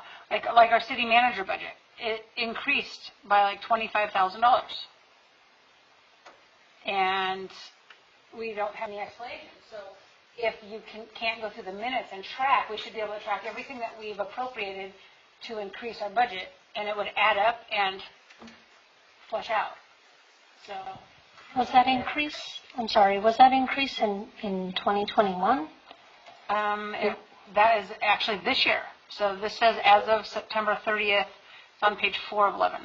Right, okay, so, and I did look into that earlier today because I wanted to be able to answer that question of why did the city manager's budget decrease in 1920 and increase in 2021? And there was a PO for professional services that wasn't completed in 1920, and so it rolled forward. So it took with it the budget. So what I'm saying is, you don't have the right to do that. It has to be voted on by council. So we've got to figure out how to make that flow so that everything that we approve on the budget is tracked in our minutes. It doesn't get to like, oh, today I've got to email in and say, hey, how come this increased? Because that is the policy we set. I think there's value into that question because even for the sake of the public, they won't necessarily have that information unless they've been tuning into this specific meeting. So I think there's value in that question, and I think what finance staff can do is look at how can we increase the transparency with that, but also make the council aware of when that happens, what is it that's going on there. So we can certainly look at what we can do to enhance that, because I think that's what you're getting at is that transparency side of it. And I will look into that and get back to you on what authority we've been using to roll forward POs. I know the continuing appropriations language is in the budget resolution every year, but I'll find the language for the POs. When we vote on a budget, that's what we voted on. So we don't expect it to be different unless we've voted again. Right, I understand. So on the Measure U side, Measure U revenues originally budgeted at $11.2 million, then revised to $10,153,000 as a result of the pandemic. Again, revenues came in far over exceeding projections at $11,731,000. So that is great news. Unlike Bradley Burn sales tax, though, Measure U taxes are remitted in whole to the city. So what I mean by that is Measure U taxes are not subject to the county pool restrictions. All taxable online sales with a delivery address within the city limits generate the tax revenue. And it's not driven by the billing address, it's driven by the delivery address. So for example, if I were to order something personally and I don't live in Hemet, but I had it shipped to the city, to City Hall, I would pay the additional 1% on that item, and that money would be remitted to the city. Expenditures for Police Measure U were $5,968,000 plus an $800,000 transfer in support of general fund police department costs as approved in the budget. Expenditures for Fire Measure U were $3,530,708 plus a $400,000 transfer also in support of general fund fire department costs. And I do want to come back to that, but I want to talk about a little bit about the fund balance at the end of the year, and then when I talk about the Measure U, I'll go back to the breakdown of those expenditures for Measure U. So the general fund ended the year with a fund balance of $27,763,000. The beginning fund balance at the beginning of 1920 was $22.2 million. We have several things that are restricted within our fund balance, and those are listed here. So we have our 20% reserve requirement, which is $7,985,000. Prepaid items, which for the most part is just postage for our machine that we have at City Hall, $7,600. Our PEG fees, $1,337,000. Our Measure U reserve balance is $12,712,000, and I'm going to go through the breakdown of that in just a minute. And then continuing appropriations for general fund excluding Measure U are $890,000, leaving us an unreserved fund balance of $4.8 million. On the Measure U side, and what I did different with the Measure U is I kind of worked backwards. So I started with our July 1st 19 balance of $11,680,000. I added the $11,731,000 that we collected, but broke it out 2/3 police, 1/3 fire, because that's the way the resolution reads. That is supposed to be the split. Then I broke out the expenditures. So for Measure U police, $5,968,000, as we had discussed earlier, plus the $800,000 transfer. On the fire side, $3,530,000 plus the $400,000, leaving us an ending fund balance of $12,712,000. One of the things that occurred when I put this together is that there was a slight difference in the police amount. So when the original staff report had an amount of $5,971,000 for police and an amount of a little over $4 million for fire. And the reason for the difference mainly is because these are preliminary year-end numbers. As I was preparing this information, our accounting manager and other finance staff were working on getting all the year-end entries wrapped up so that when our auditor started field work this week, that everything would be ready. Most of the time, everything's done by this time, but there have been so many different pieces this year that some things took longer. The biggest difference is on the fire side, there was almost a $600,000 difference. And there's an explanation for that. At the end of the year, the fire department, council approved the purchase of the fire engine. And one of the requirements, if you recall, of that purchase was that the engine needed to be prepaid. So we had to send a check out before year end for $651,000 for that engine. When the numbers were originally run for these reports, that was showing as an expenditure.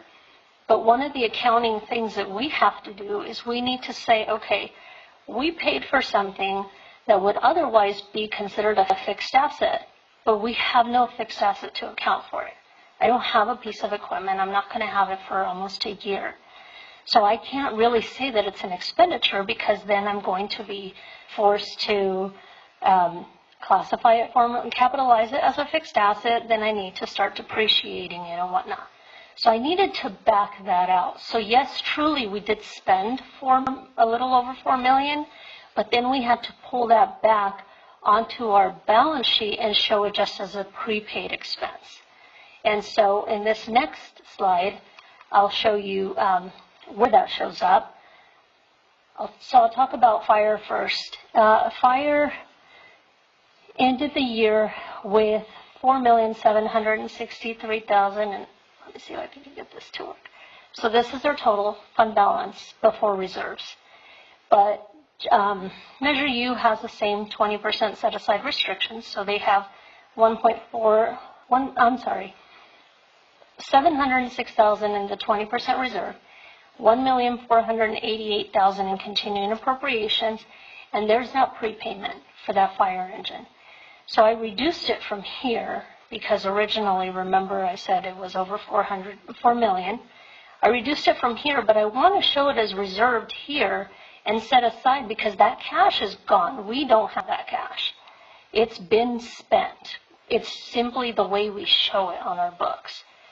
So we collected we started with $4,783,000, collected an additional $3,910,000, spent $3,930,000, and ended the year with $4,763,000. After we take into consideration all of these restrictions that we have on our funds, what fire really has is unreserved fund balance to use for future projects is $1,917,000. On the police side, police started with $6,896,000, added $7.8 million in revenues, spent $6,768,000, and ended the year with $7,949,000. Just like fire, they have some reserves. So they have their 20% reserve of $1,193,000 and an additional $1,199,000 in continuing appropriations, leaving police Measure U with an unreserved fund balance of $5,556,000. So I'm going to jump in here. That's the money that's essentially unrestricted, that isn't being programmed for anything else. And so that's where the council can weigh in and provide some, not for tonight, we have a separate discussion for that, where the council can weigh in on that. In addition to that, the council will receive information on what those continuing appropriations are. Because what we found is, just like every other operation, there are some instances where projects have been rolled over for years, and the question remains, is that really the same priority that the council may have had 3 or 4 years ago? And so we're preparing those, I'm calling them a menu of options for the council to drill down as to what those future obligations would be from the council policy level.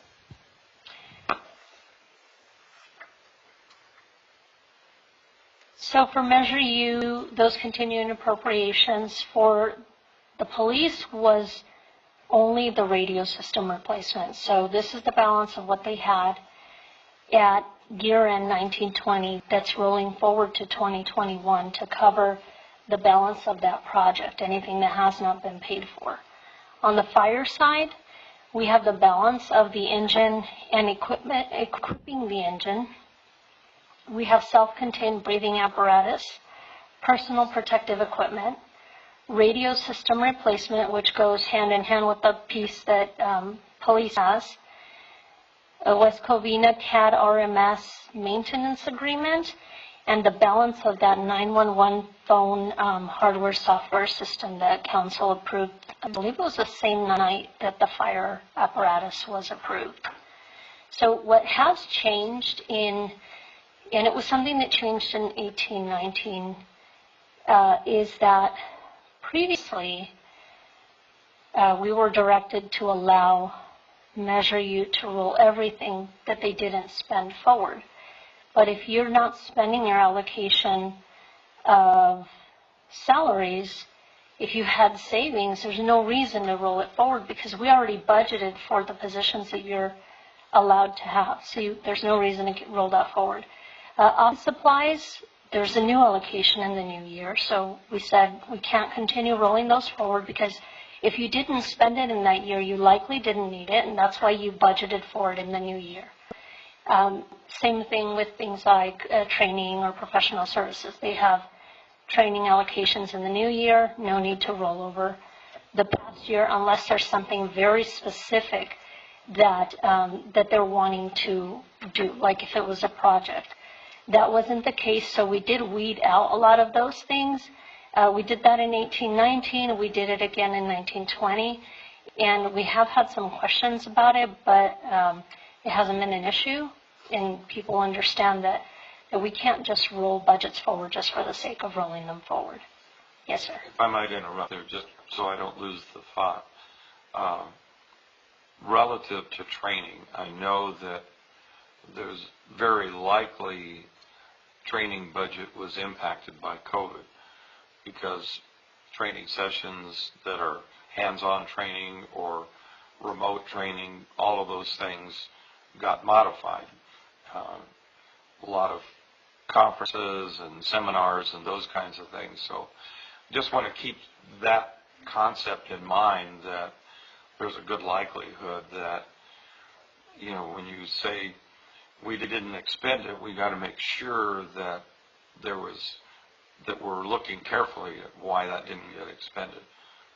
You know, it may not be a big number, but I think COVID probably did have an impact on those things.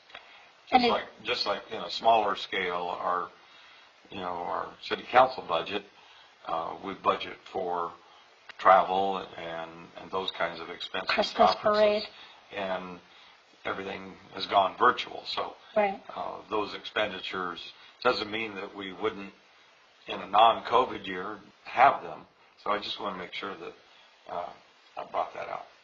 And as far as training, I can tell you, I know the police chief isn't here, but when the stay-at-home orders first started, there were a lot of training sessions that were already programmed for a lot of our police officers that were put on hold or delayed. So they were just pushed a few months out. Because policing hasn't stopped, they've restarted the programs. And so I started to see a lot more invoices for training that's being programmed for the future months here. Yes. I am very confused because I voted no for something and the majority voted yes, but yet we have we voted in July to have an interfund loan for the fire engine, but now we're prepaying it, so I'm very confused. So we prepaid it out of the general fund originally, out of Measure U originally, but after it was done, what was questioned was what mechanism we were going to use to pay for it. Were we going to go out for financing, or were we going to use fund balance? So we said we were going to use originally fund balance, and so that's how it went forward. In the new year, you'll see those interfund loan agreements that funds that money back into Measure U. So you're going to put the cash back into Measure U. Yes, the $651,000 back in. Oh, sorry.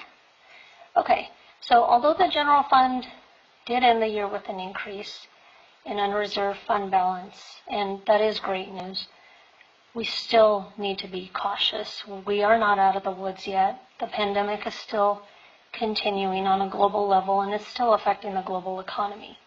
Hemet's unemployment rate for the month of September registered at 13.6%.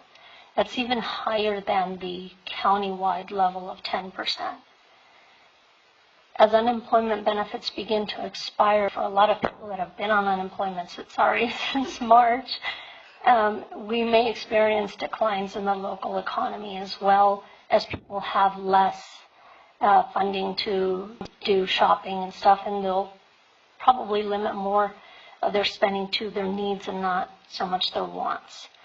Mortgage delinquencies are also at a 7-year high, with 3.8% of home loans seriously delinquent in September for Riverside and San Bernardino counties. That is up from 1.3% delinquency rate in May, but not anywhere near the peak of the recession, which was 13.6% delinquencies on mortgages.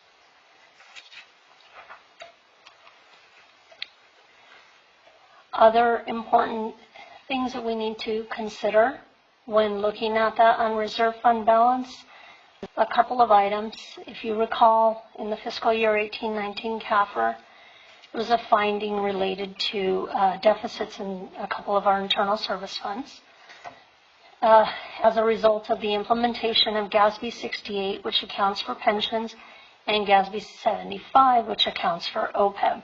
So what these two GASB pronouncements said is you have these huge unfunded liabilities, and they're nowhere on your financial statements to tell the world who's looking at them, we have this huge obligation out there. And so these two GASB pronouncements said they need to be front and center. As the auditors work through our fiscal year 19-20 year-end numbers, we'll likely need an additional contribution from all funds as a proportionate share to those internal service funds to offset those costs. We don't have an amount yet. As soon as we do, we will need to bring it back to council for approval to book it into the year-end numbers. The other very important and to me critical item is that CalPERS reported lower than expected rates of return for the fiscal year 1920 investment period, with a rate of return of only 4.7%, far below their 7% projection. The effects of this will not be reflected in our actuarials for 2 years. Current actuarials, even before this, project an increase of 15% in required PERS contributions over the next 5 years. This does not yet take into account the lower returns or any increases that are already approved for public safety. If I could real quick, I think this is where it's important that we look at those Measure U funds to look at an option of investing that money in something that's going to have a higher rate of return, and that you utilize to get that yield to be able to pay some of this. And the other side too is that we had a lot of our employees come in and talking about, you know, a fair contract and all that, but this is something that has a direct impact on them. They all pay into this, and this is something that they need to, you know, have a conversation with CalPERS, because it's their money that they're not investing in wisely. So I think that's something to take in consideration. But back to the money that's just sitting there, that we should really be looking at how to invest that money into something that's going to have a high rate of return. And I do have a second agenda item where we can talk a little bit more about that. Okay, perfect. For the non-general fund departments, development impact fees collections at the end of the year were $1.3 million. That exceeded expectations. Gas tax revenues came in just below budget at $3,483,000. Water revenues were higher than projected, and this isn't because we sold a ton of water services. It's just a one-time settlement payment that we received at the end of the year that was booked into that year. And on the expenditure side, several water projects that were budgeted in 1920 but not completed will be carried forward to the current fiscal year, and that's approximately roughly $6 million that is on that continued appropriations list for from 1920 to 2021. So this is just a receive and file for fiscal year 1920 preliminary year-end numbers and the first quarter financial update. I am available for any questions that you may have. I do have a question, and I may have missed it somewhere in there. First of all, thank you for that detailed walkthrough. It's very helpful. The TOT?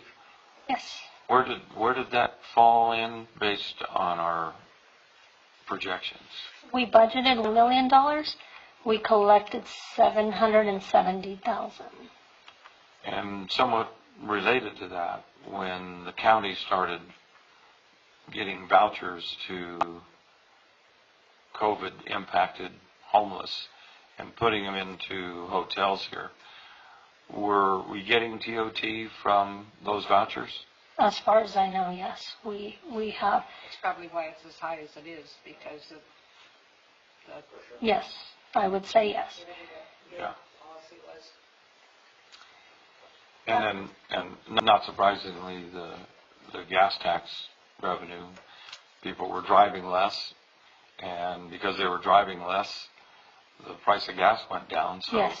There were fewer people buying gas, and when they did buy it, they were buying it cheaper. And just on that TOT, I know it's not on here, but many cities periodically audit transient occupancy tax.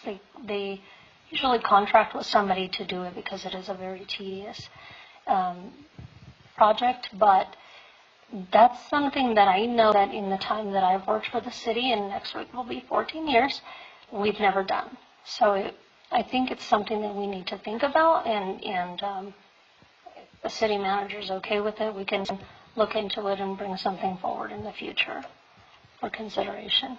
I want to add a couple things.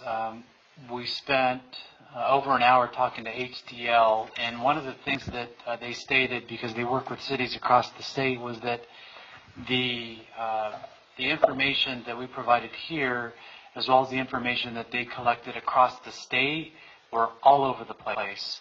And so collectively, they say that there isn't really a rhyme and a reason as to how cities fared, how cities were able to fare better than others. Obviously, the tourism side is one unique aspect of it. But even looking at some of these instances, for instance, some of the automobile purchases, is that a blip on the radar, a one-time occurrence, or is that something that we can expect moving forward?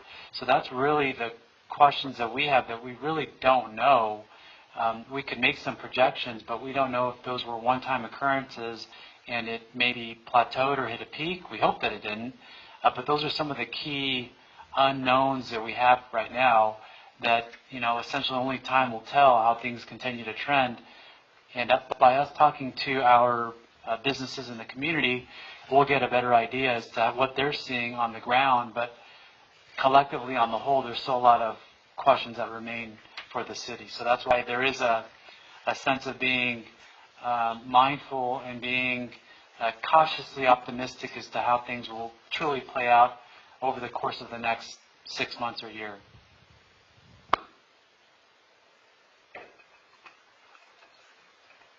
So, I know we kind of had some give and take Q&A as you were going through the report, but Carla? Well,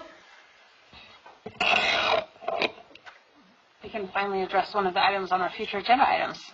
If you turn to page 527 of 540, you can see in the year ending June 30th, 2020, the fire department had $1,258,268 left in their budget.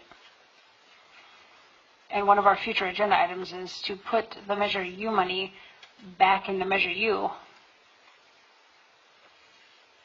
that was spent for the fire overtime. And that amount is $687,944.74. Now, going back to what I said earlier about the procedural things and adjusting the budget, we approved $900,000. Now, they only ended up using $687,000 and odd change. But, well, I appreciate that they didn't use more and that they didn't move over more. When we make those budget adjustments, they've got to be what we say they are. Otherwise, what we do up here is worthless. Then they can just keep the books without us. So that's another, that's along lines of the other things. I thought that was a really good question, too, because if you look at page 527, essentially what Councilmember Meyer is referring to is there was an allocation of $900,000 that was done at mid-year to cover fire department overtime in the general fund. So the question is really about, once that dollar amount was approved at mid-year, the question is, should it be revised in the adjusted budget COVID-19 revision? And I think that's another area that we can look at how we can, again, increase transparency and make it clear to the council and the community what the backstory is to get to that number. Even if you decide, it doesn't have to be in February. If they decide that they only need a certain amount, just bring it back and say, hey, can you guys approve this? We didn't take as much as we said. And then it's all above board. It can be very simple. It doesn't have to only be in February, because things happen. And I think we said that when we approved the budget, that there's going to be constant changes, especially this year. But, yeah, I want to make a motion to return the $687,944, what did I just say? $174 to the Measure U that we used to cover the overtime for the fire department, since they actually had that money left in their budget. But I think we were being careful. I mean, if you look at the numbers, we were supposed to spend a lot more too.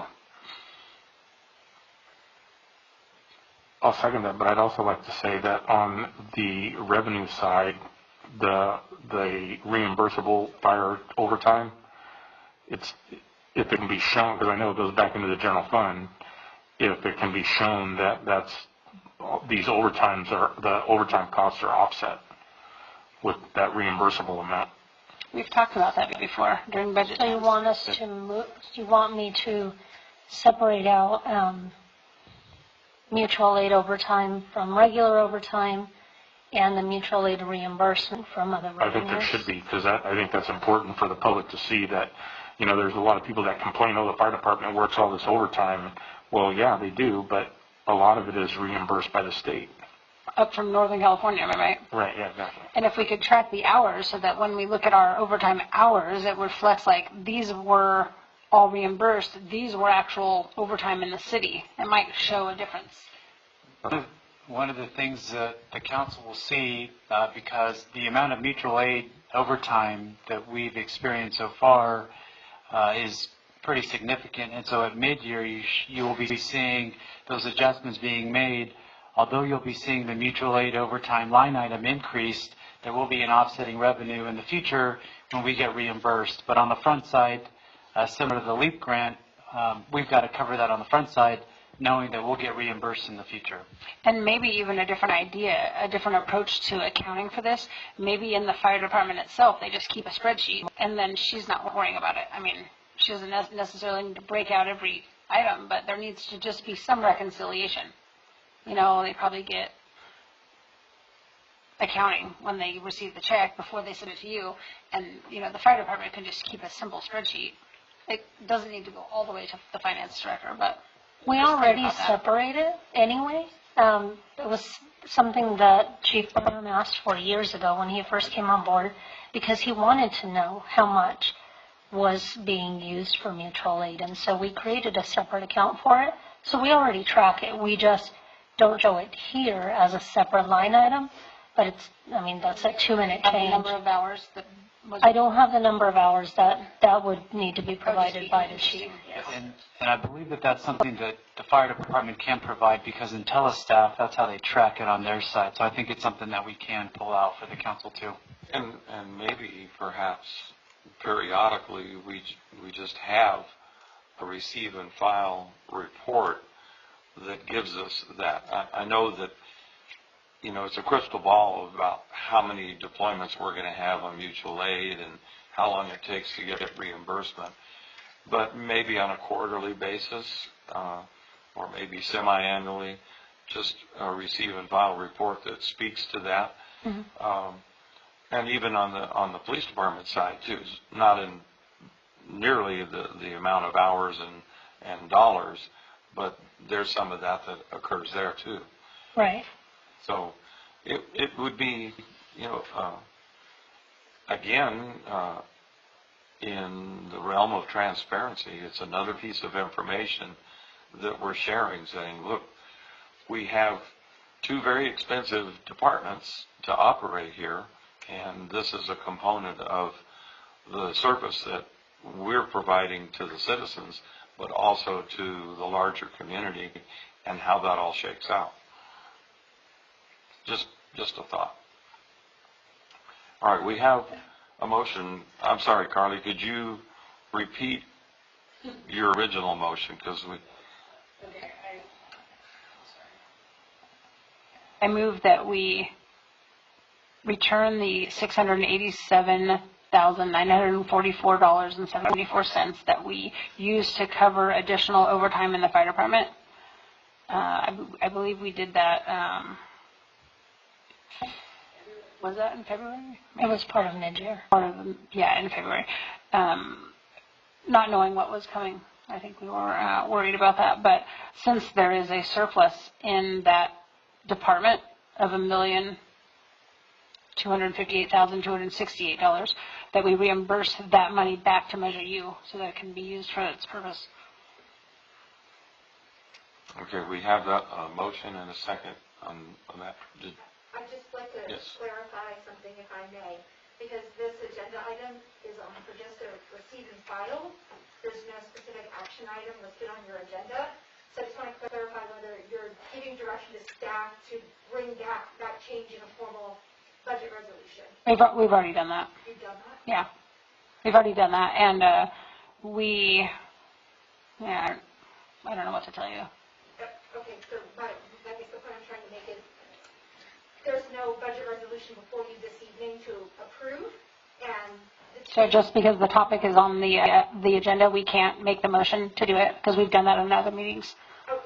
It's not that you can't discuss the topic, it's that typically changes to your budget are done by formal resolution. So normally you would formalize it in a resolution. So you can make that motion this evening, but it would still take the additional resolution drafting and come back to this body for confirmation. Got it. All in the form of a resolution. So if approved, I can bring it back in December. Okay, so You can vote. It's we not can, vote. I need to clarify for the record that there will be a follow-up action in the form of a formal resolution amending the budget. okay. Does there need to be any change made to the motion? No, just the clarification was made, so it's clear. Okay. All right, so we have a motion and a second. Is there any more discussion on that motion? If not, then please vote. And that passes unanimously. Okay, now this staff report, I'm sorry, did you have other questions and comments? Didn't mean to cut you off. Okay, Linda? I do, just a couple questions and just for comment on it. On the property tax for 1920. Yes. The fact that the governor allowed the April 10th payment to be delayed for homeowners until December didn't seem to have any effect on us at all. No. I know he made that determination day after I sent mine in, but First I hear of it, honestly. everybody did the same thing. Okay, and on the sales tax, do we have any type of breakout, because between big box sales and mom and pop sales, in that one of the governor's edicts was also that small business that, what was it, owed under $50,000 a year could have it delayed until later in the year. Do we have any idea whether, because I mean my feeling on this is that big box reaped so many benefits by staying open, and buying flowers was a necessary business, or selling flowers was a necessary business. And mom and pop small businesses got shut down. So do we have any type of comparison on that? I believe, if I remember correctly, and the city manager can correct me, is that HDL provided estimates, right, of what they believed were the amounts that were going to be delayed. So they're not forgiven, they're just delayed. And when they expected to see those payments based on the timelines. But it didn't, I don't recall it being separated by categories of businesses. Okay. And my other comment just is kind of like looking at your crystal ball as far as utilities. I wish I had one. I'll give you one. It may not work, but I'll give you one. As far as the utilities that, again, that we're working with residents and payment plans and all of that stuff, do you foresee any really huge downturn when the rest of this hits the fan, so to speak, in people not being employed again? It's that whole crystal ball. That whole crystal ball. As far as water or utilities, for the city of Hemet, I can't speak for other agencies.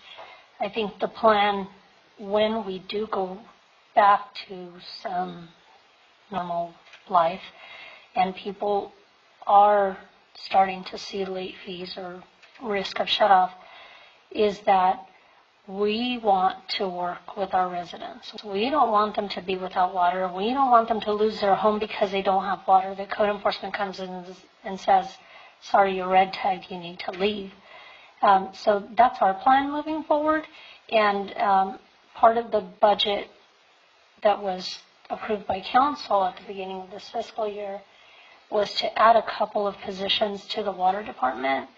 And that's really that's their first task when they get on board. Now, Sandra, who was up here earlier, mentioned she's retiring next week. So she's an accounting technician 3. Looking ahead, what we did is we started the recruitment, I don't know, about a month and a half ago, and it just closed last week on Friday. But we sent that recruitment out looking for accounting technicians 2 and 3 so that we can immediately fill her position, but also establish a list so that when we do go back to normal and we need all hands on deck, that we can take from that list and quickly hire people to help us manage all of those, because it's going to be payment arrangements left and right. So that's our plan. That's what we're working toward. We will have to hold people accountable because unless the council directs to not collect those, and I don't know how you do that when it's a fee-based. Probably coming from the governor, of course, he can't do edicts anymore, so. Right, but our plan is to continue to collect those revenues. They may be delayed, but we expect to collect them. And we are trying right now, so we are sending reminder letters to people who are several months behind and just reminding them, hey, we're here, you're not being charged, you're not at risk of getting shut off, but for your own sake, don't fall so far behind. Call us, we'll help you, we'll make payment arrangements, we'll, let us help you. So we are doing that, we've been doing that for several months now. I know that they have had a lot of people reach out to them, and there are several of our residents that are already on payment plans. And the same effort is being done through WCE for those who are in this situation. So they're making efforts to try to help people and get them into a payment plan and those kinds of things. So I know Councilmember Percival has some comments or questions, but it's 10:03, and according to our practice, we need to approve going past our curfew, our council curfew. So. Yeah, I'm going to make a motion we go finish the agenda. Okay. The second? I'll second it. So we're already past 10 o'clock, so please vote.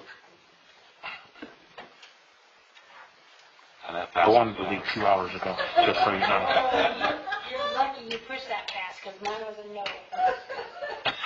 I do want to ask, so with what Councilmember Krupa was touching on about these notices, so you're not sending out, the city's not sending out shut-off notices? Absolutely not. Okay. We are not. Are you sure about that? Yes. I'm positive about that because it's been asked many times, and we revisit it very often. The supervisor comes to me very often and says, are we still doing this? Are we still doing this? Yes, we're still doing it. Absolutely. We are not cutting anybody off for non-payment. There are instances where... Let me make clarification on something you just said. So you're not shutting them off, but you are sending out notices. We are not charging late fees. But is the city sending out shut-off notices? No. Okay. We're sending Are you sure about that? letters that are not in any way meant to look like a notice of any sort of past due notice. It is a letter in a letter format that says, dear customer, your current past due balance is X. We show that you're past due, and it does talk about you're not getting late fees, you're not at risk of being cut off, but for your benefit, don't fall so far behind. If you can, please call us. We're willing to work with you. We're willing to make payment arrangements. Okay. And I had one other thought, and I forgot. You threw me off with the 10 o'clock. Oh, I do remember what it is. So since we've got these budget numbers and updated numbers, are we looking at adding the positions back into the PD, and are we looking at putting the engine back at Station 5? So we'll have to do that at mid-year when we'll bring back those options for the council. Again, it's very, very difficult for us to make recommendations to say, perfect, everything is fine and dandy. I wouldn't be in a position to necessarily recommend that, but I think we may be able to have some items that the council can discuss and from a policy level decide to fund or plug back into the budget. But that's for the council to decide. Then why are we going to have the next agenda item? If we have $4 million that we're going to talk about the surplus, but we are not going to put back our public safety services. We are stopping them from hiring cops. We shut down the fire suppression at Station 5, but we're going to talk about creative ways to spend $4 million. Well, actually, that's unacceptable. We actually just hired a couple new officers, and so what we found is because of how things are coming back, we have been able to make some recommendations with some vacancies that existed in some of these operations to bring those positions and fund them and recruit for those positions. So yes, we have done that. I can pull up the YouTubes when we sat up here and we said that we want things to be brought back as they happen so that we can make those adjustments for our chiefs on the spot. Yeah, and we talked about it. In the instances where we had vacancies that were created since the budget was adopted, we are moving forward on those recruitments. That's not addressing what I'm talking about. And we will bring those back. So we're going to wait till February. So when you want us to do it. No, I didn't say I would bring it back in February. I said that we're going to bring it back. I think you said mid-year adjustments.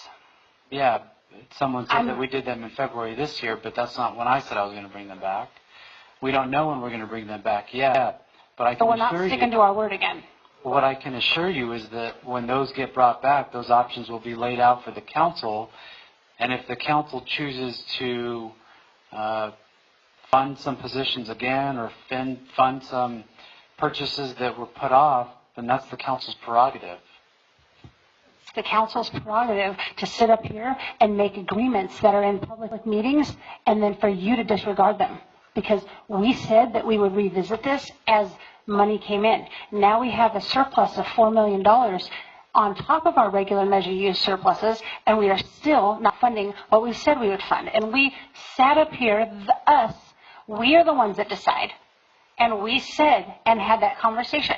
So do the words at the dais mean nothing to anyone? Did we not say that? We would make adjustments as needed through COVID? So when we bring those items back, like I mentioned, the council will be able to weigh in on those policy level discussions. And that's the best that I can offer at this point. Okay, this item is just a receive and file, and we did take action and approved one motion that's related to this that will come back with a subsequent budget adjustment resolution. Correct, Erica? Okay. All right, I'll move to receive and file. Okay. Second? Second. Please vote.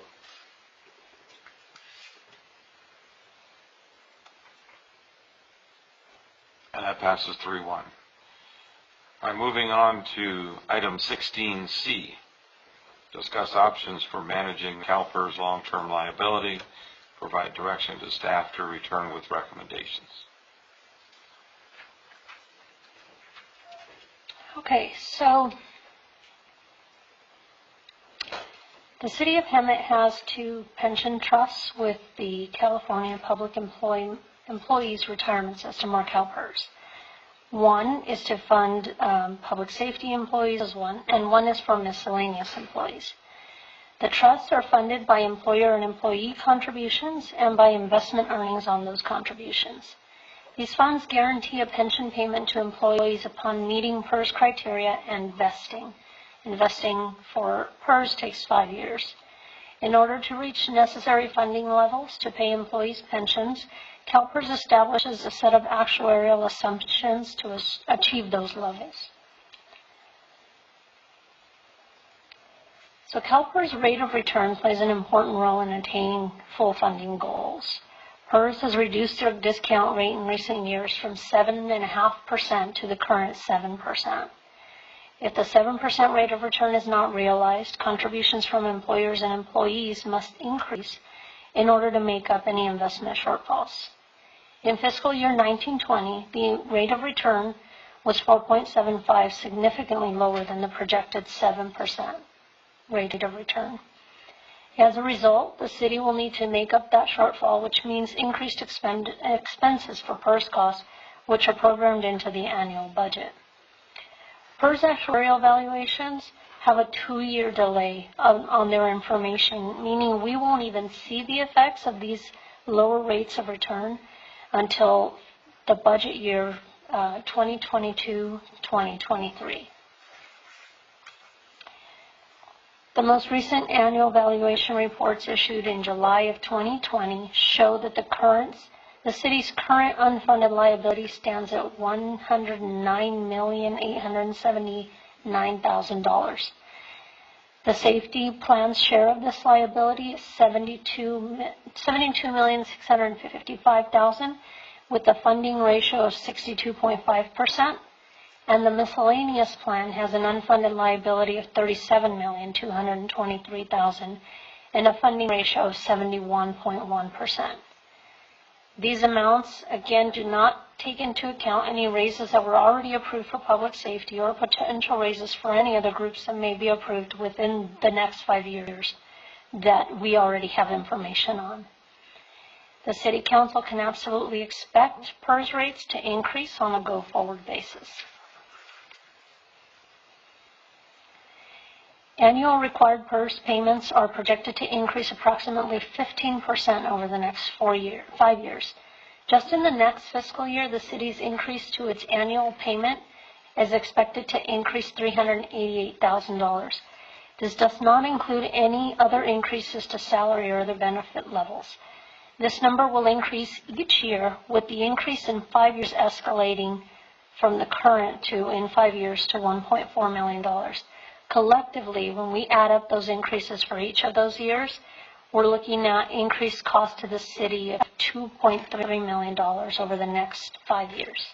And on that assumes the moment in time that we have now. So if you add positions to the city, if you add additional personnel, you can expect that increase just gets larger. And so that's one of the challenges that the city has had for numerous years, is that deficit spending. So taking that fund balance, plugging in ongoing expenditures, and dwindling down that fund balance above the 20%. That's really the big issue, and that's the topic before you, because there is a potential opportunity to mitigate those future increases and not have to have those future increases come out of reductions that happen so often each year. So as a result of the increases to the PERS costs, the city has been forced for several years to make reductions in its budget to make up for those increases. In order to minimize future reductions and to better plan for the future, staff believes there are opportunities to pre-fund these PERS liabilities or prepare for future increases so that the city does not have to reduce future programming. So what are the city's options? One of the options would be to pre-fund PERS, to simply say the city's going to take X amount of additional dollars above and beyond what the required contribution for the year is and send an additional payment to PERS in an effort to lower that unfunded liability. However, any additional payments that we send to PERS above the annual required contribution, and including the annual contribution, would be subject to PERS investment strategy. This has created some level of controversy as they've divested from certain investment areas. So where they could have gotten possibly a higher rate of return, there are certain areas they just don't invest in. If PERS does not achieve their return on investment, the city would essentially lose money and the unfunded liability would continue to grow. So we would send them extra money and then we would kind of lose it in our unfunded liability again. Another option would be to establish a Section 115 trust fund. In the last couple of years, a private letter ruling was received from the IRS that establishes that under Section 115 of the Internal Revenue Code, public agencies or municipalities could create a separate trust to pre-fund its CalPERS unfunded liability. This would provide an alternative to sending the funds to CalPERS and would provide greater local control over the assets and investment portfolio management. There are many benefits to a Section 115 trust fund. The trust acts as a reserve fund to offset potential volatility in CalPERS annual contribution or rate requirements. It allows more control and flexibility in investment allocations. You realize higher investment returns than by maintaining monies within the city's portfolio that is restricted by state regulations to fixed income instruments. It diversifies your investments in pension and retiree medical trusts. It acts as a set-aside and available for use in reducing the city's pension obligations, and it solidifies the city's AAA credit rating by demonstrating proactive action in meeting pension obligations. In fiscal year 2016-2017, Council approved the establishment of a Section 115 trust fund for OPEB obligations. The initial deposit was $750,000, with additional annual contributions of $200,000 if we have the fund balance available to do that. We've been very fortunate, and to this point we've continued to make that annual contribution, bringing our balance up significantly.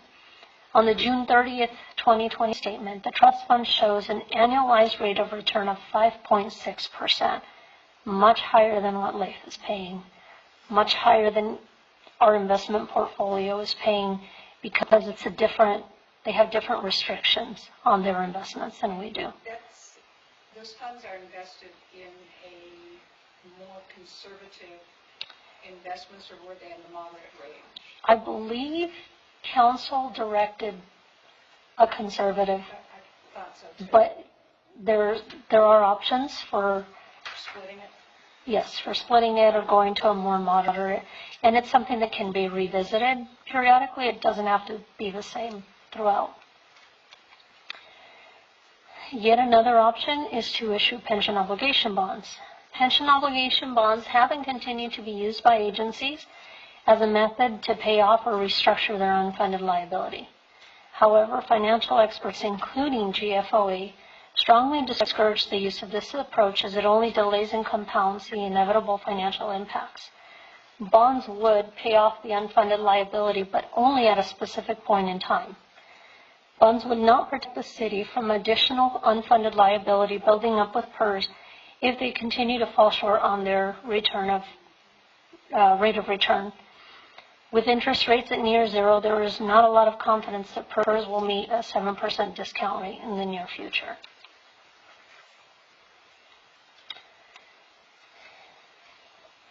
And the last option that I am presenting to you tonight is to work with employee bargaining units to increase employee pension contributions. Although many local agencies and their employees have entered into such agreements to share the cost of PERS, this does require discussions with bargaining groups through the meet and confer process. It's not something the city can implement. It has to be agreed upon by the bargaining units. So where do we go from here?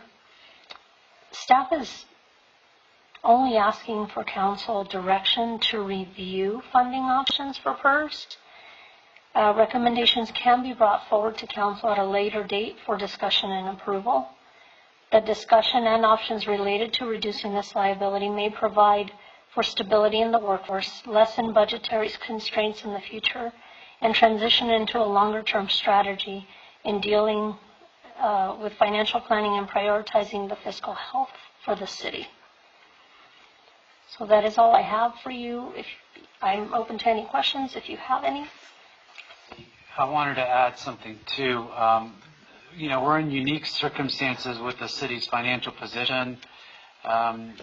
Looking at the financial documents previously, if staff were to bring this item to the council before, there really wouldn't have been a mechanism to fund that because of the deficit spending that had gone on in the city. So this is really because of the change in the course of the city's finances. This is why this becomes a really legitimate opportunity for the council, and it really allows for conversations to not worry about how we're going to fund PERS increases moving forward.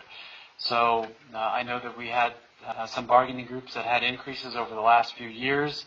There will be an associated PERS increase with that. And so again, this is getting out of the mindset of thinking, one budget year to the next budget year, and really thinking more of a long-term strategy in dealing with the city's finances. That's really what we're dealing with here. Thinking long-term, thinking about the next generation of future residents, the next generation of police officers, the next generation of firefighters, and ensuring that even the retirees have their pension protected, and allowing the city to make sure that it is providing the dollars to make sure that that is protected moving forward.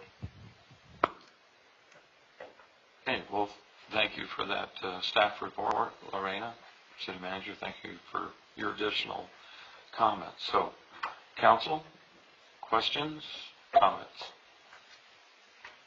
Carly? Well, I think it's good that we look into options for this, but I think that we can't put all of our eggs in one basket, because we just heard how many hurting employees we have. We are not funding our public safety departments for what we said we were going to do, and our streets need paved. So we might not have a next generation city Hemet if we don't take care of the current infrastructure we have right now. I hear the most complaints about our roads, and I know we have this little slurry seal plan. What about the rest that have like the large chunks out? So, we can make our lives easy and fund the pension obligations, and I get it, we need to look at plans. But we have got to meet the needs of the citizens on our streets that want to see a change. And if we have all this money, we have $4 million surplus now, then the people want to see something. So we really need to be wise here. Linda? Yeah, I would like to see us look at whatever options there are, and instead of prepaying to CalPERS, to put it into a 115 account, and then when at least it's going to be generating a little bit more money than giving it all to CalPERS, and quite frankly they don't invest wisely, even although their board is changing, which is good. They are getting more people from Southern California who are a little bit more aggressive in investments but conservative in spending. So we do have two locals, one from Corona and one from Palm Springs, that sit on that investment board. So, but pre-funding CalPERS is a recipe for extending your death throes, because no matter how much you prepay, they're always going to come back. And for some reason, whether it's bad investments on their part or mismanagement on their part, we're also always going to end up paying more. And that $105 million that unfunded liabilities to PERS, it's like the mortgage on your house. If you are supposed to pay it tomorrow, you're going to be in due, but you extend it over 30 years and you're going to be able to make your payments. So I'm definitely in favor of looking at options of increasing our revenues without giving it to CalPERS. Michael?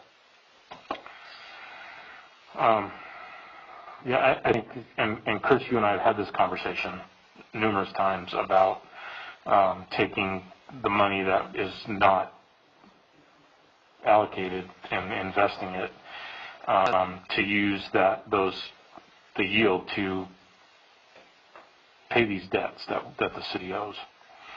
But with that, and Linda just said that we've got some local council members that are on CalPERS, or some local members on CalPERS. However, at the last meeting that I was at for taxation and revenue in Sacramento, our local person made it very clear that they are going to continue to make investments in CalPERS that are politically correct in California.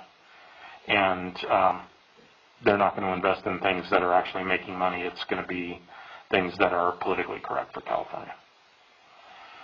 And I would say that's over the vote of the two people from Southern California that are on that board, because it's highly charged with Northern California, save the planet, save the earth. Save Exactly.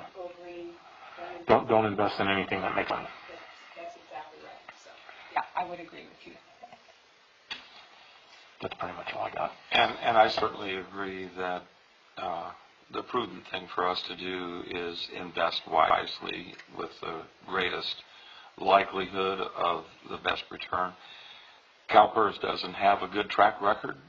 They did it one time, probably 20 years ago, but not now. And so I think, again, it's another benefit of local control. So I do hear what Carly's saying, though. And investing for PERS liability is a benefit to our citizenry. It's just not one that they can reach out and touch. And so I think I would encourage, some kind of a measured approach, figure out some way that we can enhance our return for that, but also looking at what options we have to set aside to do some more tangible things that the community can really see that, some improvement. And I know we're trying to catch up on the slurry seal, and the net result of being behind in doing slurry seal has taken streets to a level where slurry seal isn't going to work anymore, and that's going to be a much more costly project to undertake. I understand that dynamic, but I think it's worthwhile for also to keep in mind that even though everything that we do financially that's going to help the city financially in a fiscal situation is a benefit to the community at large, but I do agree that they need to be able to see something, not just spreadsheets. So I guess yes on doing something like a 115 fund, but let's see what we can do with some of the other. Not take the whole thing, as Carly said, put all the eggs in one basket. Let's see what other baskets we can put some eggs in. I think all those points are really relevant. One of the things, there was actually a webinar earlier today. I think Lorena was on it. I know I was on it. And they talked about the vast differences in how cities structure this, but the associated policies that go with the establishment of that. So there's some cities that say, we're going to fund the 115 trust at $200,000 a year, and we're just going to allocate funding there. There's some cities that state if there's a surplus at the end of the fiscal year, well, that's going to get plugged into the 115 trust. So there's multiple different ways of how to structure it. I think the important part is just getting the direction to explore it, and certainly the council will need to weigh in on what policy parameters they would like to put into place so that once those opportunities present themselves, the staff has the ability to take care of it and plug it in how we can. But that's all down the road. But I know they talked at least about 15 different cities that had different policies based on what the council preferred to invest that funding in specifically for a 115 trust. Okay, so does staff have sufficient direction on this? Sounds like I would like to have a motion to direct staff to look at those items, and in particular the Section 115 trust.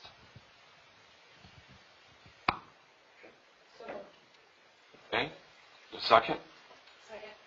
Here we have a motion and a second. Please vote. And that passes unanimously. Thank you very much. Thank you, Council. Thank you, Lorena. You're on your feet a long time there. All right, moving on to item 16D, our update on COVID.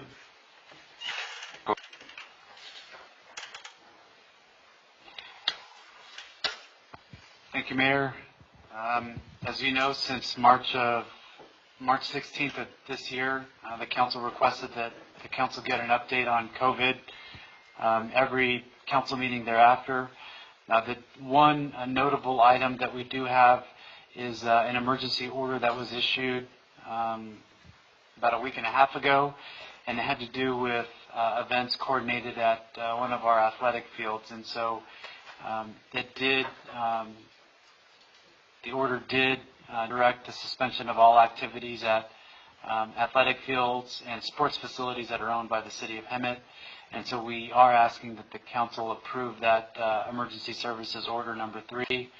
And that's the most notable impact or notable update that we have regarding COVID-19, Mayor. Okay. Thank you.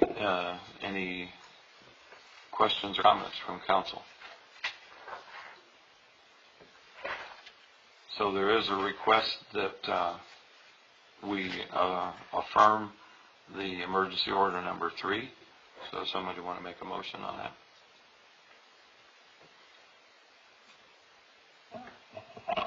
I'll move to approve it. Okay, I have a motion to approve. Is there a second? Second. You have to second it first. Second. Okay, we have a motion and a second. Please vote.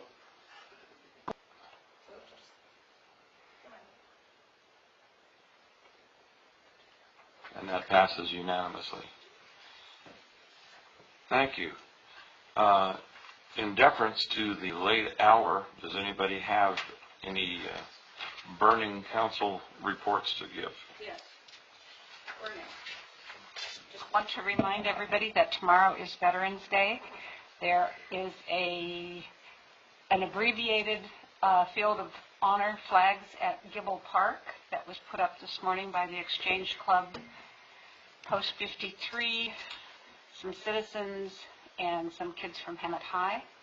And there's a big sign on the corner on the fence that says Celebrating Veterans Day. So I have been assured that Gibble Park parking gate will be open tomorrow and that the memorial will be open tomorrow. So if you want to go visit it and walk amongst the abbreviated number of flags, please do. And please, a lot of different restaurants in town are honoring veterans by giving them free breakfast, lunch, and or dinner. And we need to take the time to say thank you to all of the people in our community who have fought to keep us free. Thank you. Carmen, anything? Michael? The only thing that I have is that at Monday's meeting with the Regional Conservation Authority, a motion was made and approved to have RCTC be the governing managing body for RCA. So I'll add on to that at Thursday's special RCTC meeting, that is an agenda item to approve RCTC to take over management of RCA. And just to coattail on your Veterans Day comment, with the grateful assistance of Erica Murphy, she and I collaborated to create a video message honoring our veterans in the community. It seems like a very small token compromise with the nice event that we normally put on at Gibble Park, and it's just another one of the historical activities that has fallen by the wayside because of COVID restrictions, and that's very unfortunate. But please tune in and enjoy the photographs that our city staff members and community members submitted, so you don't have to just look at my talking head. We've got photographs of our veterans here locally, so thank you for those who contributed to that. And I'll skip over everything else. So, ad hoc committee reports, council protocols. We're waiting for the return of our recommendations to the city attorney's office. So we'll look at those when we get them back, and we can. I guess we don't need to disband the ad hoc committee on CDBG, but this was. Yeah, so we can suspend that one. Correct. Okay. City manager? Thank you, Mayor. I'll make this brief. We received correspondence about a week ago from a resident. I won't state the resident's name, but I just wanted to read it aloud. Dear Lynn Merrill, I have received such exemplary customer care from the Public Works team that I am compelled to let you know. I called several weeks ago regarding tree removal in front of my home that is a city tree. Your supervisor, Morrow, came to my home to inspect the tree and offered removal. He was professional, responsive, and had a positive attitude. Additionally, I have spoken to Megan, Jennifer, and Carmen over the phone and received the same positive and professional customer service. You should be proud of the Public Works team that you have the opportunity to manage. I recently moved to Hemet, and if the Public Works Department is an example of the service provided by other departments within the city, then I am very pleased that I have chose to move here. Kind regards, the resident.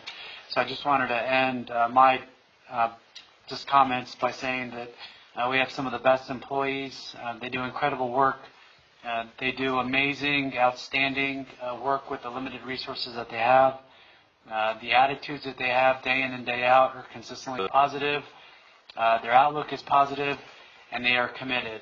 I've started about 5 months ago what I call Bridge the Gap meetings, where I'm able to connect with our departments and our employees and talk about the changes that they've had to go through and the challenges that they're facing every day. And I'm making my second round of those discussions, and I had a chance to talk to the finance team yesterday. And their outlook is incredible, and the key theme that they took away, or that they provided to me, was at the end of the day, it's all for the customers that we serve, our residents that we serve in the community. So, incredible group of employees that we have here at the City of Hemet. Thank you, Mayor. Thank you, Chris. Appreciate that. And hesitate to ask if we have any future agenda items to add. I know we made a dent in one of them. Yeah, remove. I think I'm going to move that we remove number 9, because at least it's been addressed, and whatever the vote is the vote. Okay, so we have a motion to remove item 9. And a second? Second. Please vote.